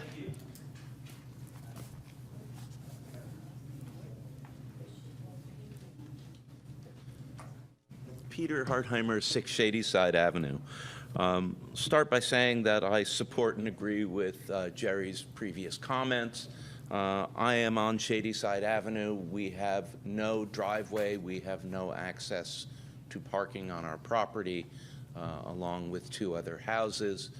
The plan that was put out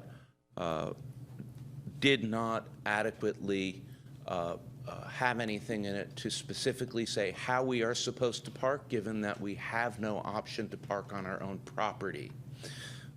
As was said by the consultant, most of the work done in this plan was on the east side of the thruway, and being on the west side, I feel that we have been woefully addressed on how we're going to be able to continue to park on the street if these new laws are put into place. Furthermore, there has been increased traffic on Shady Side that has been going down the block and at very rapid speeds, causing accidents. At least 3 cars have been hit in the last 2 weeks that have been with this. So there are congestion issues as addressed in this that were in the study on page 43 that have not been incorporated into the proposed laws on how they're going to deal with this. So at this time, I guess my question to the board and to you is, being new to the Orangetown procedures, what will be our opportunity at going forward to comment, to have rules and laws integrated into these new statutes so that we can have our day? Well, we always have a public hearing, and so that's what tonight's about. We're not going to adopt anything. You're going to have your Will public there hearing. be another public hearing? There will be, this one's going to be continued. They're going to take all the comments that were in, we're going to revisit it.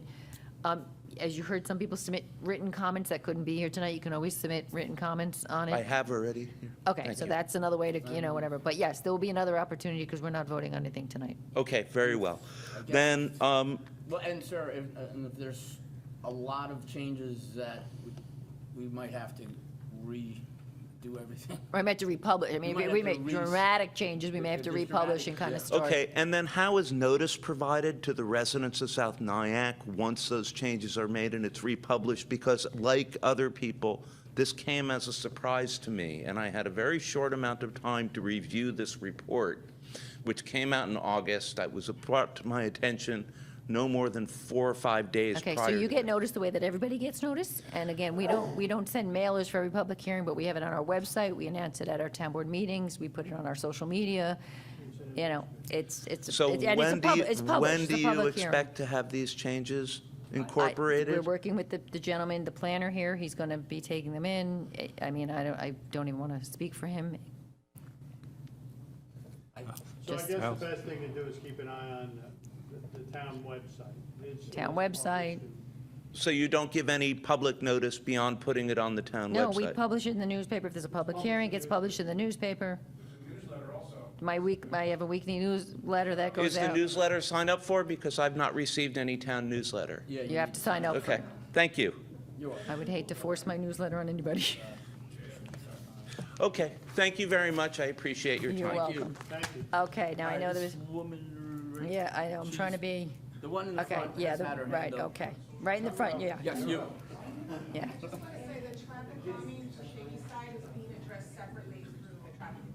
Okay. Did everybody hear that? That the traffic problem on Shady, traffic on calming, on Shady Side is being reviewed by the Traffic Advisory Board, so it's kind of separate from this, but thank you for your Okay. patience. Supervisor Kenny and the town board, I want to thank you so much for your patience, for listening to us, and most of all, for continuing to provide the much-needed municipal lot on Brookside Avenue.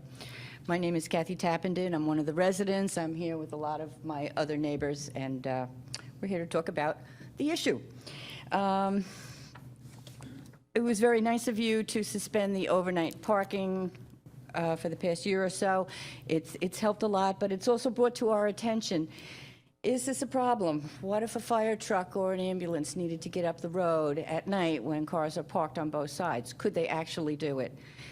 A car has trouble maneuvering around, so, it is an issue. We'd rather not go back to being ticketed every night. We don't want parking meters. I don't think that's fiscally responsible for anybody. Perhaps parking on one side of the street or alternate side of the streets is the answer. but that lot on Brookside is just so precious to many of us. I know it's underutilized at the moment, but I think if things should change, if you went to one side of the street parking, that you'd find a lot more people would be using that lot, which this neighborhood so desperately needs. There's so many houses that just have no parking at all. There is no choice, you know, and many families do have 2 and 3 cars. And someone else brought up before how some of the driveways are just so narrow. Funny story, a few years ago, one of the firemen from Orangetown Fire and Company delivered a Christmas tree to my house, and he asked if he could come in because he had grown up in my house. And because of the parking issue and the driveway and the crazy garage situation I have at my house, I asked him, how did that all start? Who had what car? What happened? And he looked at me, he said, nobody had a car, we all had horses. So that's the history of the neighborhood. But while I'm here, I'd just like to read something that was sent to Supervisor Kenny, and I just would like everyone to hear it. We're writing today about another concern. Now that the purchase contract of the DPW municipal parking lot on Brookside Avenue has been canceled, we are hoping the legal issue that bound the 2 properties, the DPW building and the parking lot, can be resolved. Apparently, when the new DPW was built a few decades ago, it was built partially on the parking lot property. This was never an issue because the village owned both parcels. However, during the proposed disposition of the village-owned properties, this boundary line issue became a huge issue. Would Orangetown be agreeable to do the legal paperwork needed to change the boundary line, clearly separating the 2 deeds, thereby increasing the probability that the municipal parking lot may endure future proposals and/or dispositions? I thank you for your consideration, and I thank you for listening to us. Thank you. Okay, the gentleman right here, yep. They keep adding to it. Hello, my name is Justin Jaffe. I'm a resident of 8 Shady Side and a first-time homeowner, and I guess a fairly new Orangetown resident as well. Happy to be here. I want to just sort of piggyback on Jerry's comments and Peter's comments. I think the particular issue facing Shady Side, and certainly on trend with everything you've been hearing in the public comment period, is a bit of a nexus of all compounding problems you've heard, from the traffic flow to the snow issue to the lack of parking. We are also, like Peter, home without a driveway. So again, as first-time homeowners, we're figuring out how to navigate this. It's certainly a lesson in civics for us, as has been previously communicated. We want to do right by everybody, including the town of Orangetown. I think the fact that the traffic issue is adjunct and is under review with a separate board merits some sort of understanding of how those issues parallel and, for lack of a non-punny word, snowball with these issues. And there should be some dialogue between the folks behind that study and the LaFerge group on how solutions may intersect that are 2 birds, 1 stone, PETA version, feed 2 birds with 1 scone, whatever it is. I also wanted to just say that timelines here, I think, are an added concern because we're still new to a lot of these processes, both of Peter's and ours, so we'll certainly sign up for the newsletter. But also understanding to how much more time of the 2-month allotment through which the study was posted we have to even complete, understanding with the group conducting the study how our comments will be incorporated, if there's any other communication channels or options that they are open to, would be helpful at this point, just so we can figure out the best recourse and discourse for being involved beyond public hearings. Thank you. Thank you. Oh, got a question. Oh, yeah. And maybe you don't know the answer, but It's possible. this is, has there ever been any problems on the Shady Side with, like, if a fire truck has to go down? What happens? So Jerry has better data on this and measurements, math than we do, but the street, as you know, the studies concluded, is under code from a width standpoint. We haven't seen any, but you know, as other folks on other blocks have said, there is an issue with congestion when there's an issue with the bridge. For example, when that steel beam from Hollywood, Florida crashed in and the bridge was closed for a Saturday, we had traffic for a pure 12 to 14 hours just back to back. in the spirit of preserving the community and the culture of Orangetown, part of that idyllic vibe is why we bought property here and why we moved. So I think it's an issue in that respect. Thank you. Thank you. Okay. Pick. We're gonna let the ladies go first. Sorry, Jeff. Jeff, I was talking to you, no, Mike. Jeff, you're next. Good evening. My name is Patty Katz, and I live at 1 Gessner Avenue in South Nyack. My issue is on my street on Gessner. I'm not sure how the parking has been addressed on that street yet. I'm a little unclear in reading the study. But we have, Gessner's a very small street from Piermont Avenue down to the river.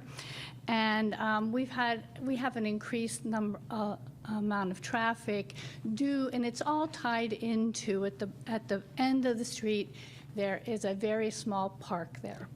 And it's called the Gessner Avenue Park. And it's a pocket park.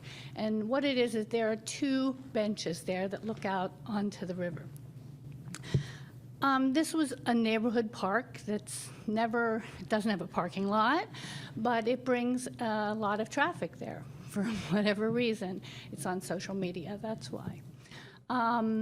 So the current parking restrictions on the street are on the south side of the street, and that's where my home is at 1 Gessner. So I abut the park. The parking regulations are no parking 9 p.m. to 6 a.m. Because of the park, a lot of people come to the park. They drive to come to this park. And I would propose that any change in the parking there be tied to the park open and closing hours. The park closes at dusk. It's open dawn to dusk. And what happens is there are people in the park after closing hours. And it's a problem, As the former police officers in South Nyack said, if you build it, they will come. And they come.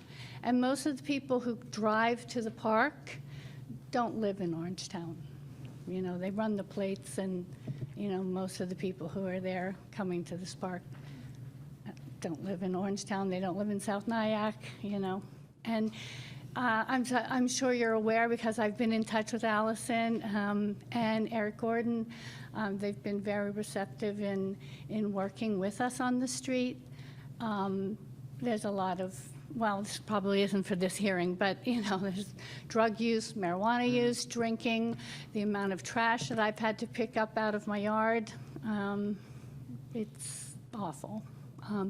And before I cleared out a lot of the trees and things in my yard, it's a lover's lane, It's just not, it's a problem.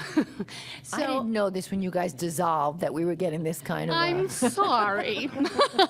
Yeah, I've sent an email, and, I'm kind of late to the party here. Otherwise, I would have brought the email that I sent back in April with photographs and photographic evidence of what I've picked up out of my yard. But I would propose, ultimately, I'd like to see no parking anytime. That would solve this problem, because it is a problem. And people on my street don't even want their kids in the park. We do call the police. That is what Eric Gordon has suggested, and I have been doing that. And, the police department is very receptive. But nobody should be in that park after dark. And people just come and they pull up, and our street should not be a viewing platform for the Tappan Zee Bridge. It's just not fair to the residents who live on the street, and that's what it's become. One day I walked out, and between 2 cars, there are 3 or 4 young people sitting there with lawn chairs. Would you want somebody sitting in front of your house with lawn chairs on the street? I said, what are you doing? Oh, we're just hanging out. Like, are you kidding me? This is what we've had to put up with on the street. And not only that, the traffic, the increased traffic, they speed on the street. You know, it's out of control. So I would really like there to be really look at this parking situation and to really do something in terms of the time limit and limiting the parking on the street. Because my neighbor and I, who live directly there adjacent to the park, we want to be able to enjoy our yard and not have to put up with the marijuana use, and it's just not right. So thank you very much for your time. Jeff. We saw you. Evening. Supervisor. How are you, sir? Councilmen. Thanks again for listening and understanding everybody here and with the special parking situation. Jeff, I know you're famous, but they'd like your name. Jeffrey Hirsch, 84 Clinton Avenue, former trustee, more famous than you know. And by the way, I don't think it was going on at Gesner until you guys took over. But, seriously, also want to thank you guys again, especially the Traffic Advisory Board and the Police Department for fixing the traffic light on Clinton and Franklin. It does work to the way it was designed and helps in dealing with that DPW building deal. Yes, I was part of trying to get that sold. I know Durso wasn't trying to put a lot of trucks there, but it did have that look, and it's probably just as well that it's a public lot. I think the people there need it. One of the things I didn't get done. But curious, is it being used or is it very underused still, that lot? So it's underused, but I think part of the problem is because there's no enforcement going on, people would rather just, because we are charging for permits, so why pay a permit if you could park on the street? And So I then, think once enforcement starts, you'll see it being used more. also just a little curious, the building, they'd done a lot of nice work there. Is that something you guys are just using for the town? Is it, It's being used right now by town offices. and it's going to stay that way? For the It's a time nice being. facility, you should use it. Just, Yeah, it's being used by our police department, our And- highway department, and our parks department. I think Roger had asked about getting any money for that. I mean, I would assume that you didn't sell it and get any for it, so you wouldn't be giving any out. Is that correct? That's correct. Just checking. The calming situation, and I want to thank Mr. Gilmore for presenting. I think there's a lot of calming that could be, done. I had once proposed speed tables on Clinton Avenue because of the speeding that goes on there. It's pretty crazy. I don't know if that's doable. I've seen it over by Pleasantville High School where we used to go to some wrestling tournaments. I know some of the plow people don't like the tables because it makes it hard, but when you see people coming up Clinton from Piermont trying to make the lights and they're going like 40 miles an hour, something could be considered there. And also the truck traffic was spoken about. I know there's some confusion with the signage. It's all related to the new bridge and the new traffic. I'm wondering if that's going to be considered further. The trucks seem to get lost. Not only do they go up, I guess with Shady Side they were talking about too, they tend to come around and think they can go back down South Broadway, which now there's a single lane bridge there thanks to the Thruway Authority not fixing that bridge. But they kind of come through town the wrong way too, so there's some confusion there. I went through the proposal and there's a bit of confusion and there was a bunch of maps, but I didn't see, correct me if I'm wrong, a clear map depicting what the proposed changes would be, where there would be parking on different streets. I don't know if that's possible.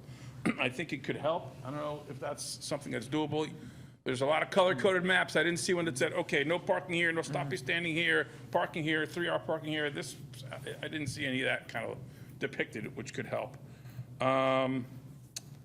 You do better with pictures like me. Who doesn't? What's the old saying, 1,000 words? I was reading it, you gotta go north this street, down this. I was like, what? I need a map too.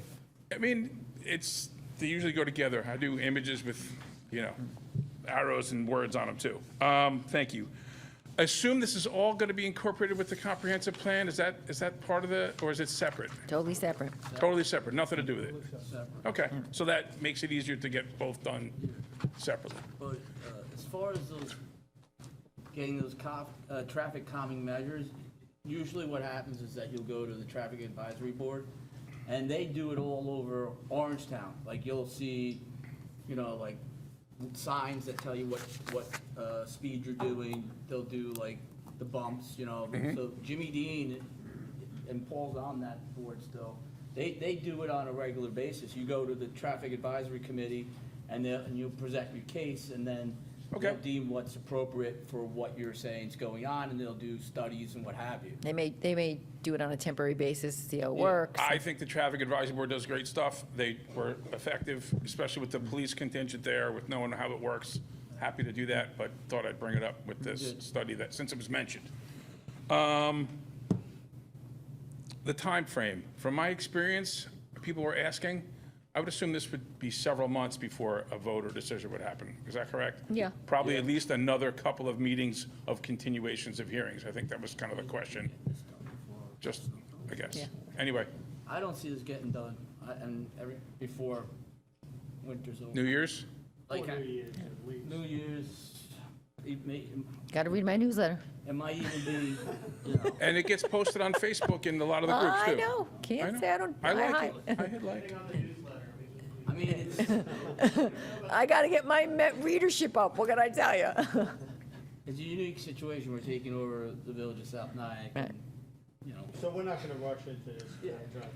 I asked it and said that so Right. people could hear The that. former 'cause I- village had 144 years to get it straightened. They didn't, so. They didn't do it. It's just something, you know, South Dyke I lived on Washington, I lived on Upper Depew, and, you know, like, Right, you know. the lots are a lot smaller. There's a Streets lot, are narrow. it seems like you're going up a hill every time you get in the car, you know, like, streets, as Teresa said, are good for your a calves, lot though. narrower. Anyway, Oh, yeah. thank you, guys. Okay. Appreciate it. Thanks, Jeff. Anyone else? Okay. Oh, right here in the front here. Yes, What's it? yes. Hi. I think so. Nice to be here. Nice My to name have is Sue Odierna. I live at 4 Salisbury Point in South Nyack. And there are several people here, several of my neighbors who are also here. I read the parking study. Over the weekend, I spent several hours on that parking study. And I was interested to read, because I'm a relatively new resident, only about a year, that in South Nyack, there are more apartments and multifamily homes than on average in the whole town of Orangetown. So it is a different type of community, right? I read that 76 households have 3 or more vehicles, 535 households have 2 or more, and 408 have 1 vehicle. So also compared to Rockland County, South Nyack has 13% more 2-car households. So how does this affect us? I live in an apartment building that's one of 4, and we have, I think, 100 households, 100 apartments. We're only guaranteed actually 1 spot that we pay for. So if you live with somebody else, if you have a frequent visitor, if you have a guest staying several days, several weeks, whatever it is, family members, you have to park outside. So one of the things that the parking study said is that Salisbury Point, and I think it's called River Edge, the apartment building right around the corner from us, there was like an assumption that we have enough parking because we both have lots, but we don't. We do have lots, we don't have enough parking because of, you know, I have 3 kids in their 20s, if they come and they stay over. So I looked at the study and I saw that there are 4 streets where they are recommending overnight parking, but they're not close to these 2 apartment building complexes, the co-op and the building around the corner. Salisbury Place, which is the street we're on, there's no parking, no stopping, no standing at all on that street. The next street, Smith, I don't think has any parking allowed. And in the study, the streets that were recommended, I think the closest one to us is Washington Avenue, but that might be more like a quarter of a mile. So I wanted to suggest that they add a couple of streets. Corneliuson, I don't know if I'm pronouncing it right, but that's pretty close, and it's a wide enough street that could have parking and the fire trucks could still get by. I don't know if Smith is wide enough. It may not be, or maybe parking on one side of the street. But I just wanted to make the point that I think everyone else here has, that we do need overnight parking, whether it's the homes on the, you know, the street, Shady Side, is it, that they don't even have driveways.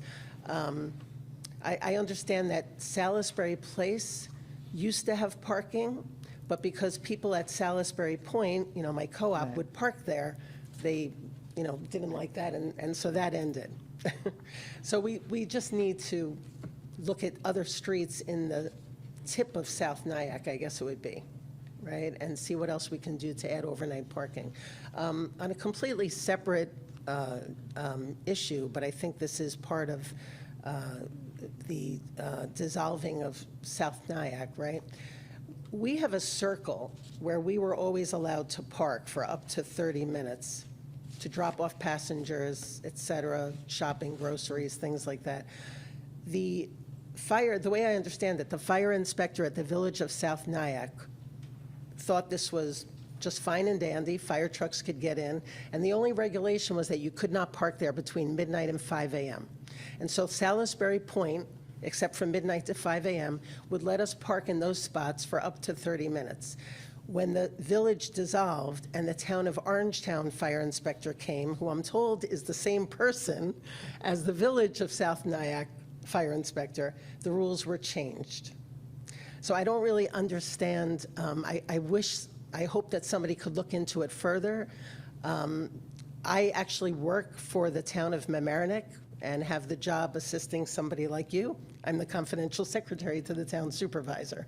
And I spoke to our fire chief today, who said the way he understands it is the New York State Code says you have to have 150 feet closest to the building, you know, in order to access the building for fire.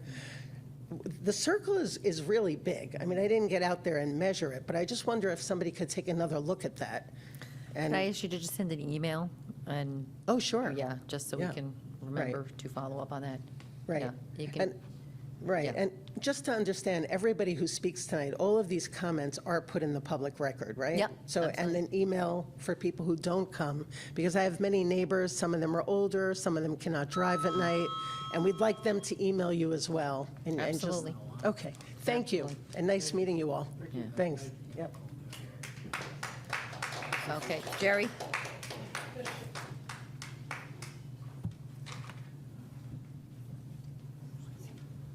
I'll make this brief, but first of all, I need a few seconds. Rosanna, I owe you an apology. I called you by a name that was similar to yours, but not yours the other day. I sincerely apologize for that embarrassing omission on my part. My only defense is I've been working really hard. So something that the board might want to know about is there's a precedent for this in Upper Nyack that I know personally about.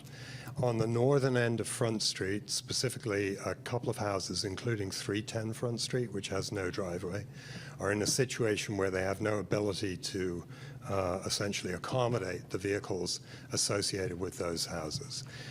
For a long time, the situation up there was very similar to what was described by the gentleman who was speaking about Shadyside, which was that the police had an informal agreement that nothing was going to be enforced. Ultimately, it was taken to the town board in Upper Nyack, and my understanding is that they put up parking signs to indicate areas in which parking was going to be allowed, even though it's a relatively narrow street, and that extended some way down Front Street from the north end. So I just bring this up because it might be helpful to you to talk to the Upper Nyack board. Thank you. Okay, is anybody else that?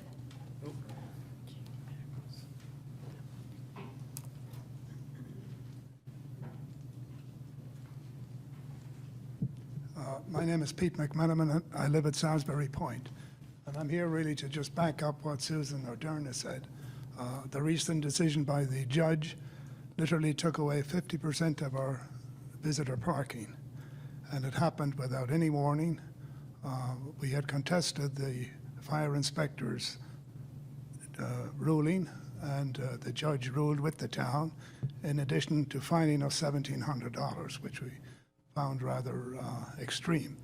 We were not given any time or any opportunity to become compliant with this fire road access. We were just simply told, you're not in compliance, don't do it, and we had to paint it yellow and paint no parking signs literally within hours of the judge's decisions. The same thing applied when the building inspector, formerly of South Nyack, now Orangetown, when he decided to visit every apartment in the complex, and this was not done in the past. He insisted that there be 2 fire alarm systems, fire alarms, I Smoke guess, detectors. in each apartment, and he literally decided that that should happen within about 4 days. It seemed a little In his extreme. defense, that's the New York State Building Code. I'm That's sorry? required by New York State No, Building I Code. realize that, but this was not enforced or was not even known by most of the residents in Salisbury Point. So a little warning would have been appreciated by the town. And I'm not sure that the town, I heard about a newsletter. I don't really think the people in South Nyack are aware of that. I know that you took control of us, so to speak, but I'm not sure there was anything where we were made feel welcome. We literally were. I'm going to disagree with you. We sent out a wonderful introductory news, got mailed to everybody in South Nyack. We gave telephone numbers, we gave information on it. You know, if you didn't get it, that's take it up at your post office. But we sent out, I got a lot of positive I never response. received that. I've lived there. I lived in Orangetown. It was sent, so I can't in Lowell speak for for the many post years, office. but it did not reach most of the people in Salisbury Point. That may be the post office. I accept that. Okay, thank you. You're welcome. Anyone else? Okay, so, let's see. You want to have Dave come up? I mean, Yeah, I think, Dave, we're gonna come up, we're gonna, would your suggestion, Dave Gilmore, yeah? Would your suggestion be to put it over 2 months or 6 weeks or? It's the prerogative of the board in terms of if you want to extend the hearing. yeah, we're gonna extend the hearing, yes. You want to put it to November 14th, maybe? No, that's too soon. I mean, you got to keep it going, Tom. We can't. I hear you. All right, November It's 14th. Dave's worked on it a lot, so. I'm not saying don't, I'm just saying there's gonna be a lot of information we got here tonight. So, all right, November 14th. What do you have? So what's the meeting Hold after on. that, Allison? November 28th. 28th.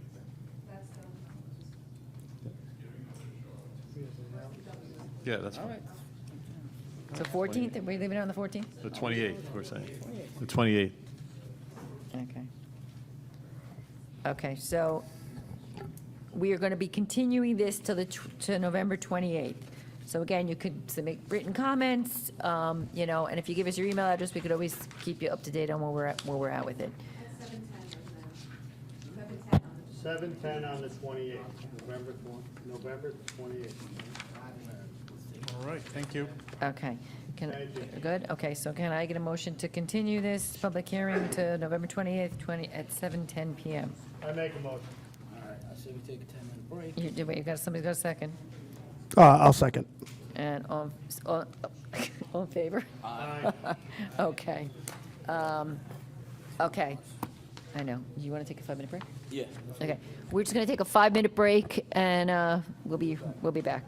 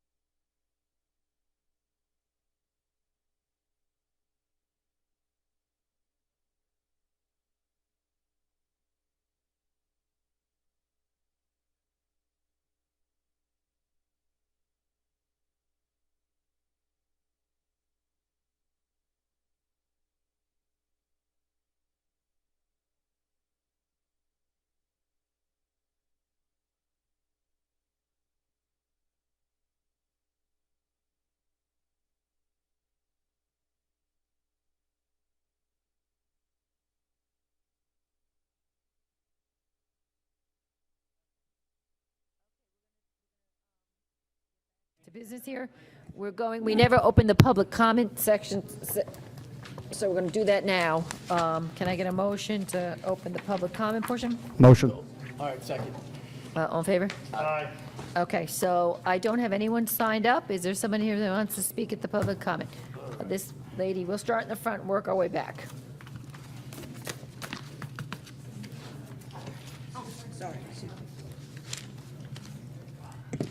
Hello, good evening, everybody. My name is Sheila Schneider. I live at 602 Orangeburg Road in Pearl River, and it's right next to a starting place, the school.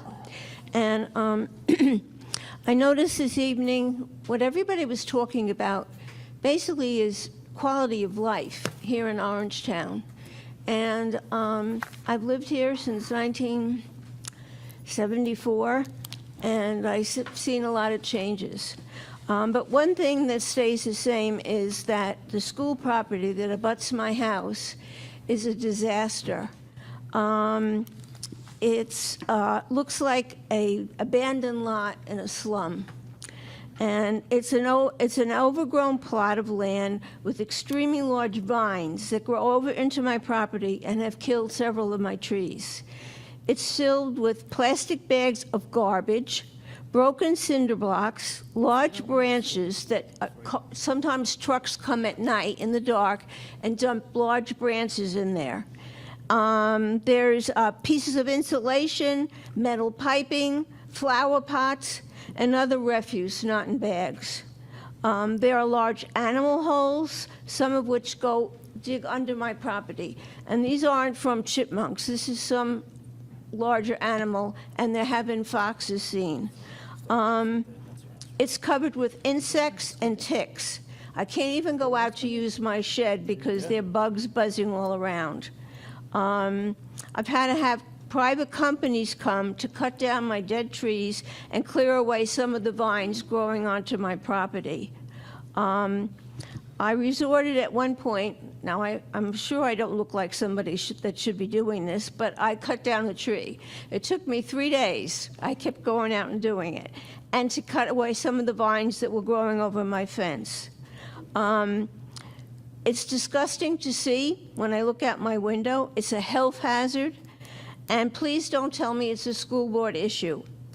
Over the years, I've sent letters, emails, gone in person with pictures and everything else to complain about it.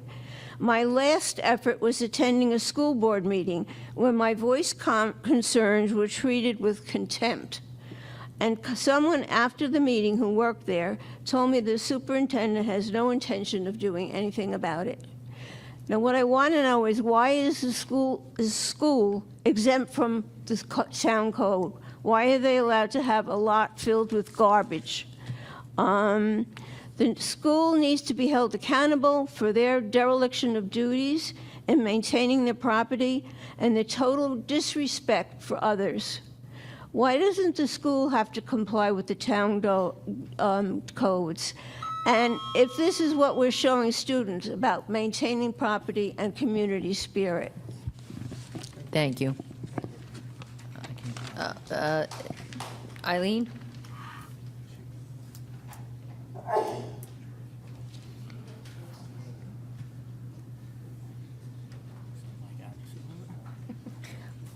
Interesting question. Are they exempt?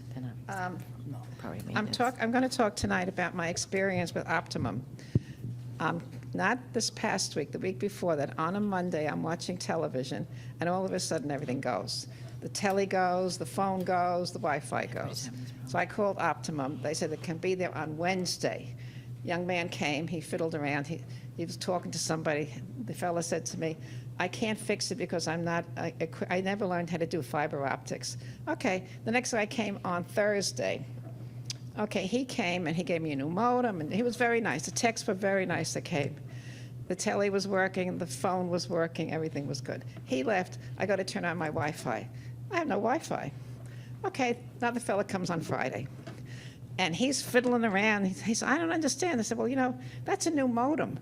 Oh, he says, that's a new modem. There's a whole new password, whole new key codes. It was working fine, okay? So now the good news is Optimum has given me a $13 credit to my account because they feel that's all I should get after all this stress and aggravation, what have you. But anyway, you can live with that. But my concern is that being without, I have a television that plays DVDs. I went to the library, I got movies. I have a television that plays VHSs, but they're not around anymore. So I'm holding on to them for the future. But my concern is for seniors. My cell phone was working, so I constantly kept that charged. My concern is what happens to a person, a senior, when all these things go down, and maybe they don't have a cell phone. They are without a telephone, they are without a television, and without a computer. I mean, I have those things in my home, and I do handle them. Optimum and BIOS has absolutely no competition. You're at their mercy.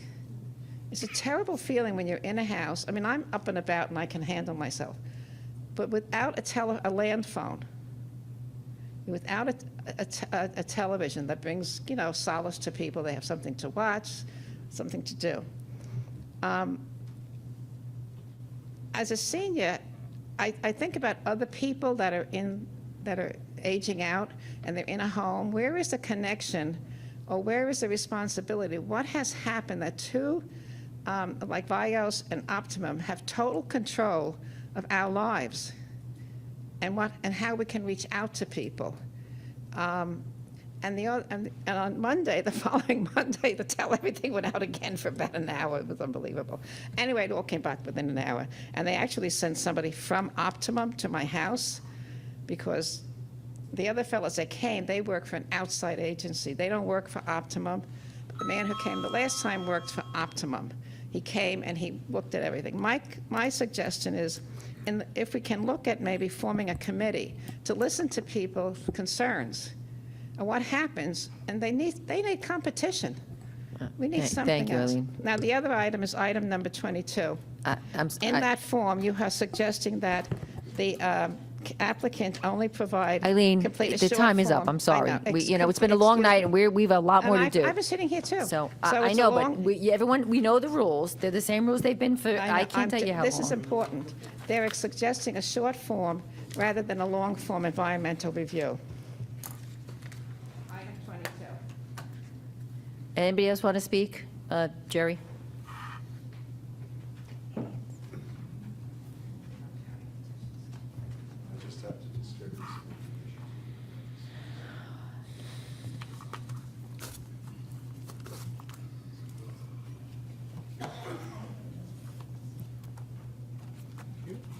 This is the letter that was mailed. This is the mail we got today, right? Yeah. It's emailed to us. It's ironic to hear about people talking about their neighborhood and disruptions in their neighborhood. Sorry? Go to the other one, to the mic. Do I get a restart on that? Okay. It's ironic to hear people talking about their neighborhoods being disrupted by commercial activities, isn't it? Because that's exactly the problem that we're dealing with. Now, I've provided you with a letter that I think you've already received a copy of from our attorneys representing 13 neighbors. There are two issues in here mentioned. One is improper or inadequate process, and I'm going to let you read the letter on that topic. But the other one is that a new legal dispute has been filed earlier this month, and the full details of this suit are attached. And these are the documents that have been filed with the state Supreme Court. So I'm going to read you a paragraph from the attorney's letter that refers to these documents. As you will see, the 2023 VH action contained in this letter directly challenges the VH Trust's alleged ownership of the property pursuant to a 2021 deed. It explicitly asserts the conveyance by that deed broke the agreement with James B. Van Houten and Sue Ellen Van Houten, who is now deceased, and/or was fraudulent. This litigation has not yet been resolved and calls into direct dispute Van Houten Trust's claim that it owns the property. These are really serious allegations. And as I said, I'm reading from a document filed with the court. Now, to my understanding, based on a partial file response, the town has already spent in excess of $50,000 with outside counsel alone in matters related to litigation on this issue. Now we have this. While I deeply sympathize with Councilman Valentine, and I know sometimes we're on opposite sides of an issue, but you said, hey, I want this item off the agenda, and I get it. And I want it off the agenda too. But this issue is not going away as long as all of these legal issues, and there are now 2 legal issues related to the ownership of the property, never mind the one that we have, it's just not going away. So I want to read, and again, I'm sensitive to the fact this has been a long night. So in one of the final paragraphs in the conclusion, our attorneys write, in light of the foregoing on behalf of the concerned neighbors, we formally request that the town board table any and all future discussions of the proposed petition in any form by the Van Houten Trust or RCW until the ownership of the property is resolved. And that seems a pretty reasonable thing. And until we get some more planning expertise on the appropriateness of allowing a cidery in the middle of a residential area with single-family homes. Now, I know you've heard this before, but I present this to you just to illustrate how serious the issues are, how they're not going to go away. And I would personally request as well and suggest that it would be wise of the town board to table this resolution until it's resolved in the courts. Thank you very much. Thank you. Okay, yeah. There's a couple of hands. Go ahead, Barbara. Barbara Dello. First, it takes me a lot of courage to come up and speak after so many good speakers. In the comp plan, it still has the words urban forestry and landscaping best practices, and it seems to me that would make it looks kind of foolish since it's not urban. I also was looking at the map on page 65, and I was trying to make out there's 2 areas where the recommended zoning would be R15, and it looks like it's by RPC, and which is kind of near Paul's house, my son's house, my daughter's house, and also an area that looks to be in some part of Pearl River to the east of the road there. And so I wondered if I could find out about that. And then on page 169 of the comp plan, it says, I think it's 2002, Town of Orangetown entered into with New York State to purchase 3.48 acres for $6.9 million, at least 2 16 acres within RCC campus must be retained for recreational municipal purposes for 25 years, which makes it until 2027. The town has made parts of these 216 acres available to private developers for open space projects. And then it mentioned a water park, which didn't work out, a municipal pool, which didn't work out, and now discussions of an indoor commercial recreational center. And so I wanted to bring that up and learn more about it. I also wanted to say, I hope Van Houten stays. I know there's problems on both sides, but I really hope people can work it out. And I hope we don't end up having cluster housing there instead of Van Houten's. And then the last thing I wanted to say, I was just also wondering, what is the total amount of money the town has paid to the consultants who have made these many drafts of the comp plan? I know I just had to pay over $60 to the FedEx over in Nanuet to get my copy.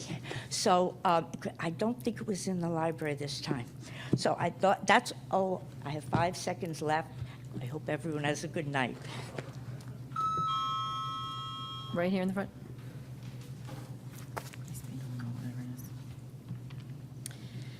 Good evening. My name is Faith Kuster, at 54 Sickletown Road, 2 doors away from Van Houten Farms and Rockland Cider Works. I am a patron of Van Houten Garden Center and a volunteer at Silver Rock Farms Handicap Horseback Riding Program. Paul and I are urging you to keep the residential integrity of our neighborhood. Our concerns about the proposed local law amendment are safety of the motorists and pedestrians on Sickletown Road. This part of the road has had serious accidents. Adding open alcohol sales and crowd-generating entertainment can only make it worse. Unregulated loud music is endangering all the riders at the barn, not just the handicap riding program. A 4 to 5 day week venue with hours of operation from 3 to 6 or 8 p.m. on weekdays, 12 to 6 or 8 p.m. on weekends, not to mention the holiday hours or the special event hours, is disruptive for our residential neighborhood. The enforcement of town zoning and building codes, fire safety codes, and others at Rockland Cider Works has been slow. Can and will the town be prepared for the time and expense of keeping the cidery within a specialized agreement? And lastly, my understanding that approval of the proposed local law will create one of the largest bars and entertainment venues in Pearl River. That is not appropriate for a residentially zoned neighborhood. The development of a property on 303 to become a 400-seat cidery in a commercially zoned area is appropriate. Thank you. Thank you.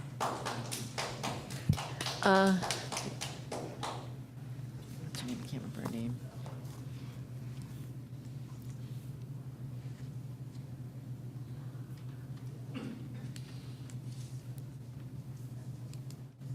Thank you. Joyce Taub, Sickletown Road. After months of speaking, I can no longer sugarcoat the business to which we are opposed. The RCW neighbors have demonstrated in every way the negative impact of an open-air bar and restaurant, music playing and food truck selling venue on limited acreage at a curve in the roadway in the middle of our homes. Its arrival came not as a licensed, accepted business, but as a business that skirted our zoning laws without any permits. Sneaky arrogance on the part of the owners. Why aren't you outraged by the deceit, the gall, the lack of honesty, and the disrespect? How can this board consider changing the zoning laws to accommodate this business, and by so doing open Orangetown up to have pop-up music playing bars in other residential neighborhoods? And to proceed to a public hearing after learning that the property is under litigation is just unconscionable. The town has already spent over $50,000 on out-of-house legal fees related to RCW, in addition to in-house costs due to RCW's illegal opening and operation, and now the attempts to legitimize RCW. The LaBerge Planning Group, hired in part to determine the efficacy of such a business, was not asked whether the type of business is beneficial to Orangetown. And many of the group's suggestions have not been under consideration in the new version of RCW's local law. Briefly, the impact locally, traffic, security, and crowd control, setbacks, and the size and control of the property. And let us not forget the illegally installed propane tanks at the manufacturing area next to the barn where children and horses walk. With a looming public hearing, I would suggest that the Orangetown board members and the patrons of RCW go to Davy's Red Barn Cidery and note the difference. When we went, it's a perfect location on State Route 304. It's off an industrial stretch of roadway. When we went, there were a dozen or so people in reflective vests directing both vehicular and pedestrian traffic. Parking on their grounds was more than ample. The farm stand, food trucks, and tables sit on a knoll with no homes anywhere in sight. There were at least 16 portable potties on the property. Nobody has to pee on the neighbor's property. RCW boasts nothing like this. I cannot emphasize enough what a huge mistake it would be for you to allow a zoning change to permit RCW to reopen. What I can say with confidence is that if a venue such as RCW, in its limited size and access, were to open to your homes, you'd be screaming NIMBY. Thank you. Is there anybody else that would like to speak that has not had a chance to speak?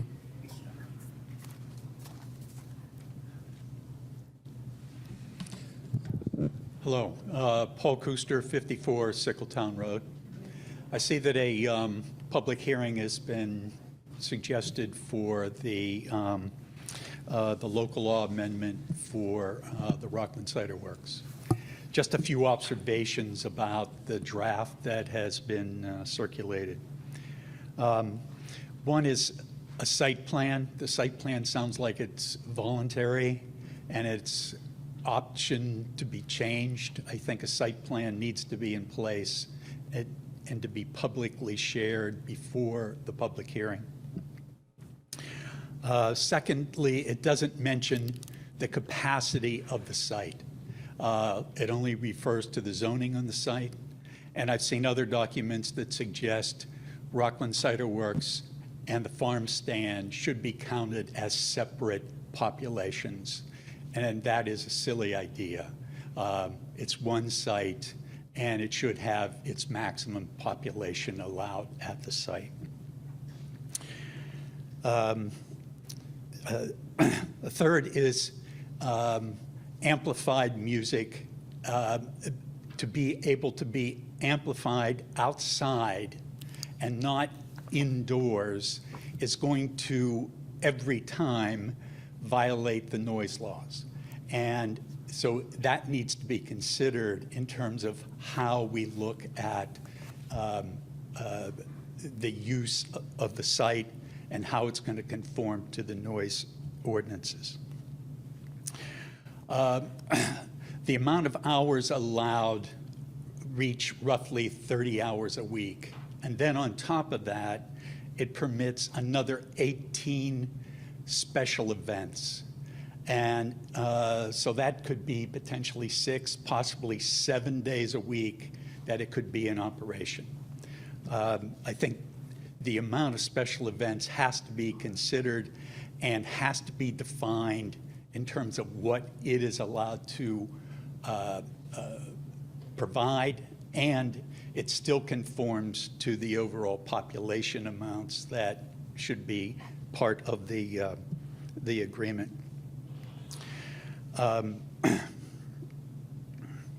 And finally, it's a 3-year proposed permit. 3 years, given the situation that there has been quite a bit of bending the rules in terms of use of the space, I think that would provide an opportunity for 3 years of challenges related to the operation of the site. And I would suggest that a much shorter period be considered for being able to provide the permit. Thank you very much. Thank you. Is there anybody else here that would like to speak?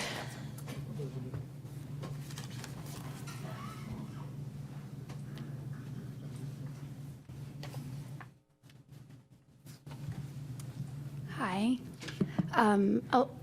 Elizabeth Van Houten of 57 Sickletown Road. Darren had to leave. He had to go unload the farm truck. Just came in. We just wanted to say thank you for at least trying to find some sort of resolution in this or some sort of compromise. This has been really difficult, and we really need to find a way to work this out so that we can stay here, if we're going to stay here. So thank you for trying, and we're open to compromise, as we've said before, and I just wanted to remind everyone that. I also wanted to let you know that since June, the farm has had 2,000 less customer transactions than this same time last year. And those are people buying from the farm. That doesn't include the loss of sales from the cidery being closed. Those are people who are not coming to the farm and therefore are not buying tomatoes, corn, peaches, and pickles, and everything else that we sell. So this is just a short window of time to give you an idea of the loss that we're experiencing financially. So we hope that we can come to terms with our neighbors and the town. I think that's it. Thank you. Thank you. Thanks. Okay, I think everybody here has already spoke, so I guess we're, okay, so I guess somebody raise a hand? No. Okay, so we can close the, yeah, okay, so let's make a no, right? No one wants to speak, okay, so we can close the, Motion to close the public portion. Second. all in favor? Aye. Okay. What's that? No? About this? We're gonna have to speak when we get there. Should we just go back to the supervisors into the budget? And then speak when we get there? Well, Oh, did you want to speak? Oh, just for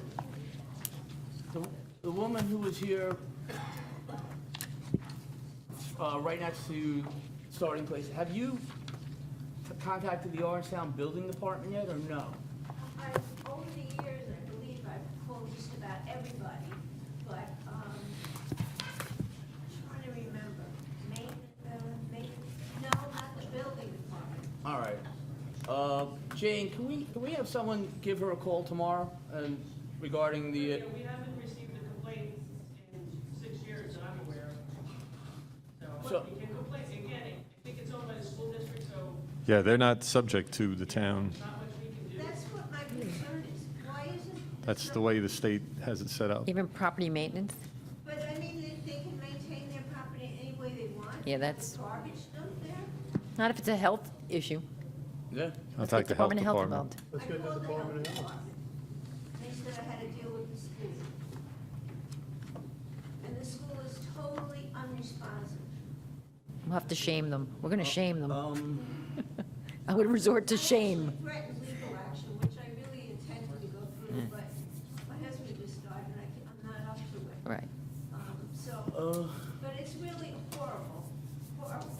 right. Well, we can certainly start with a letter to them, maybe coming from the town board. Maybe we'll carry a little bit more weight. We can send a letter, and CC you. Allison, can we get her address and her full name and? Oh, by the way, after cutting down the tree and cutting the vines, I got Lyme disease.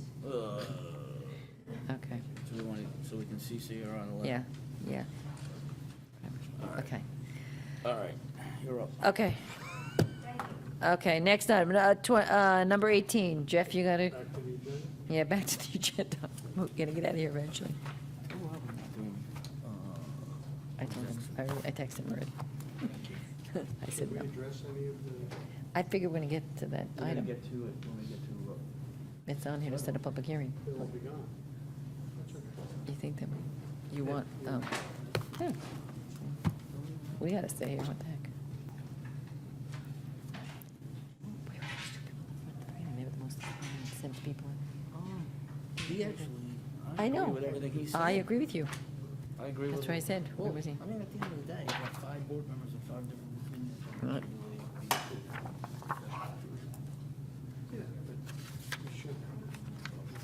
I don't disagree. I disagree. Thank you. No, I know, I agree with that. That's not right. Well, you know, Okay, on the first page before you, you see that our tax cap calculation, we did go up fairly significantly, in large part because we were able to get the 2 fire districts added to our tax cap last year after the fact, which allowed us to be $825,000 under the cap last year. So we were able to carry that over.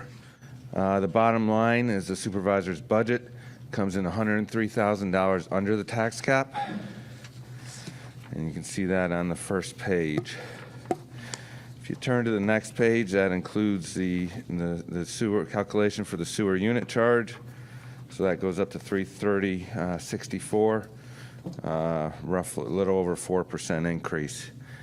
The next page indicates all the macro trends affecting the budget.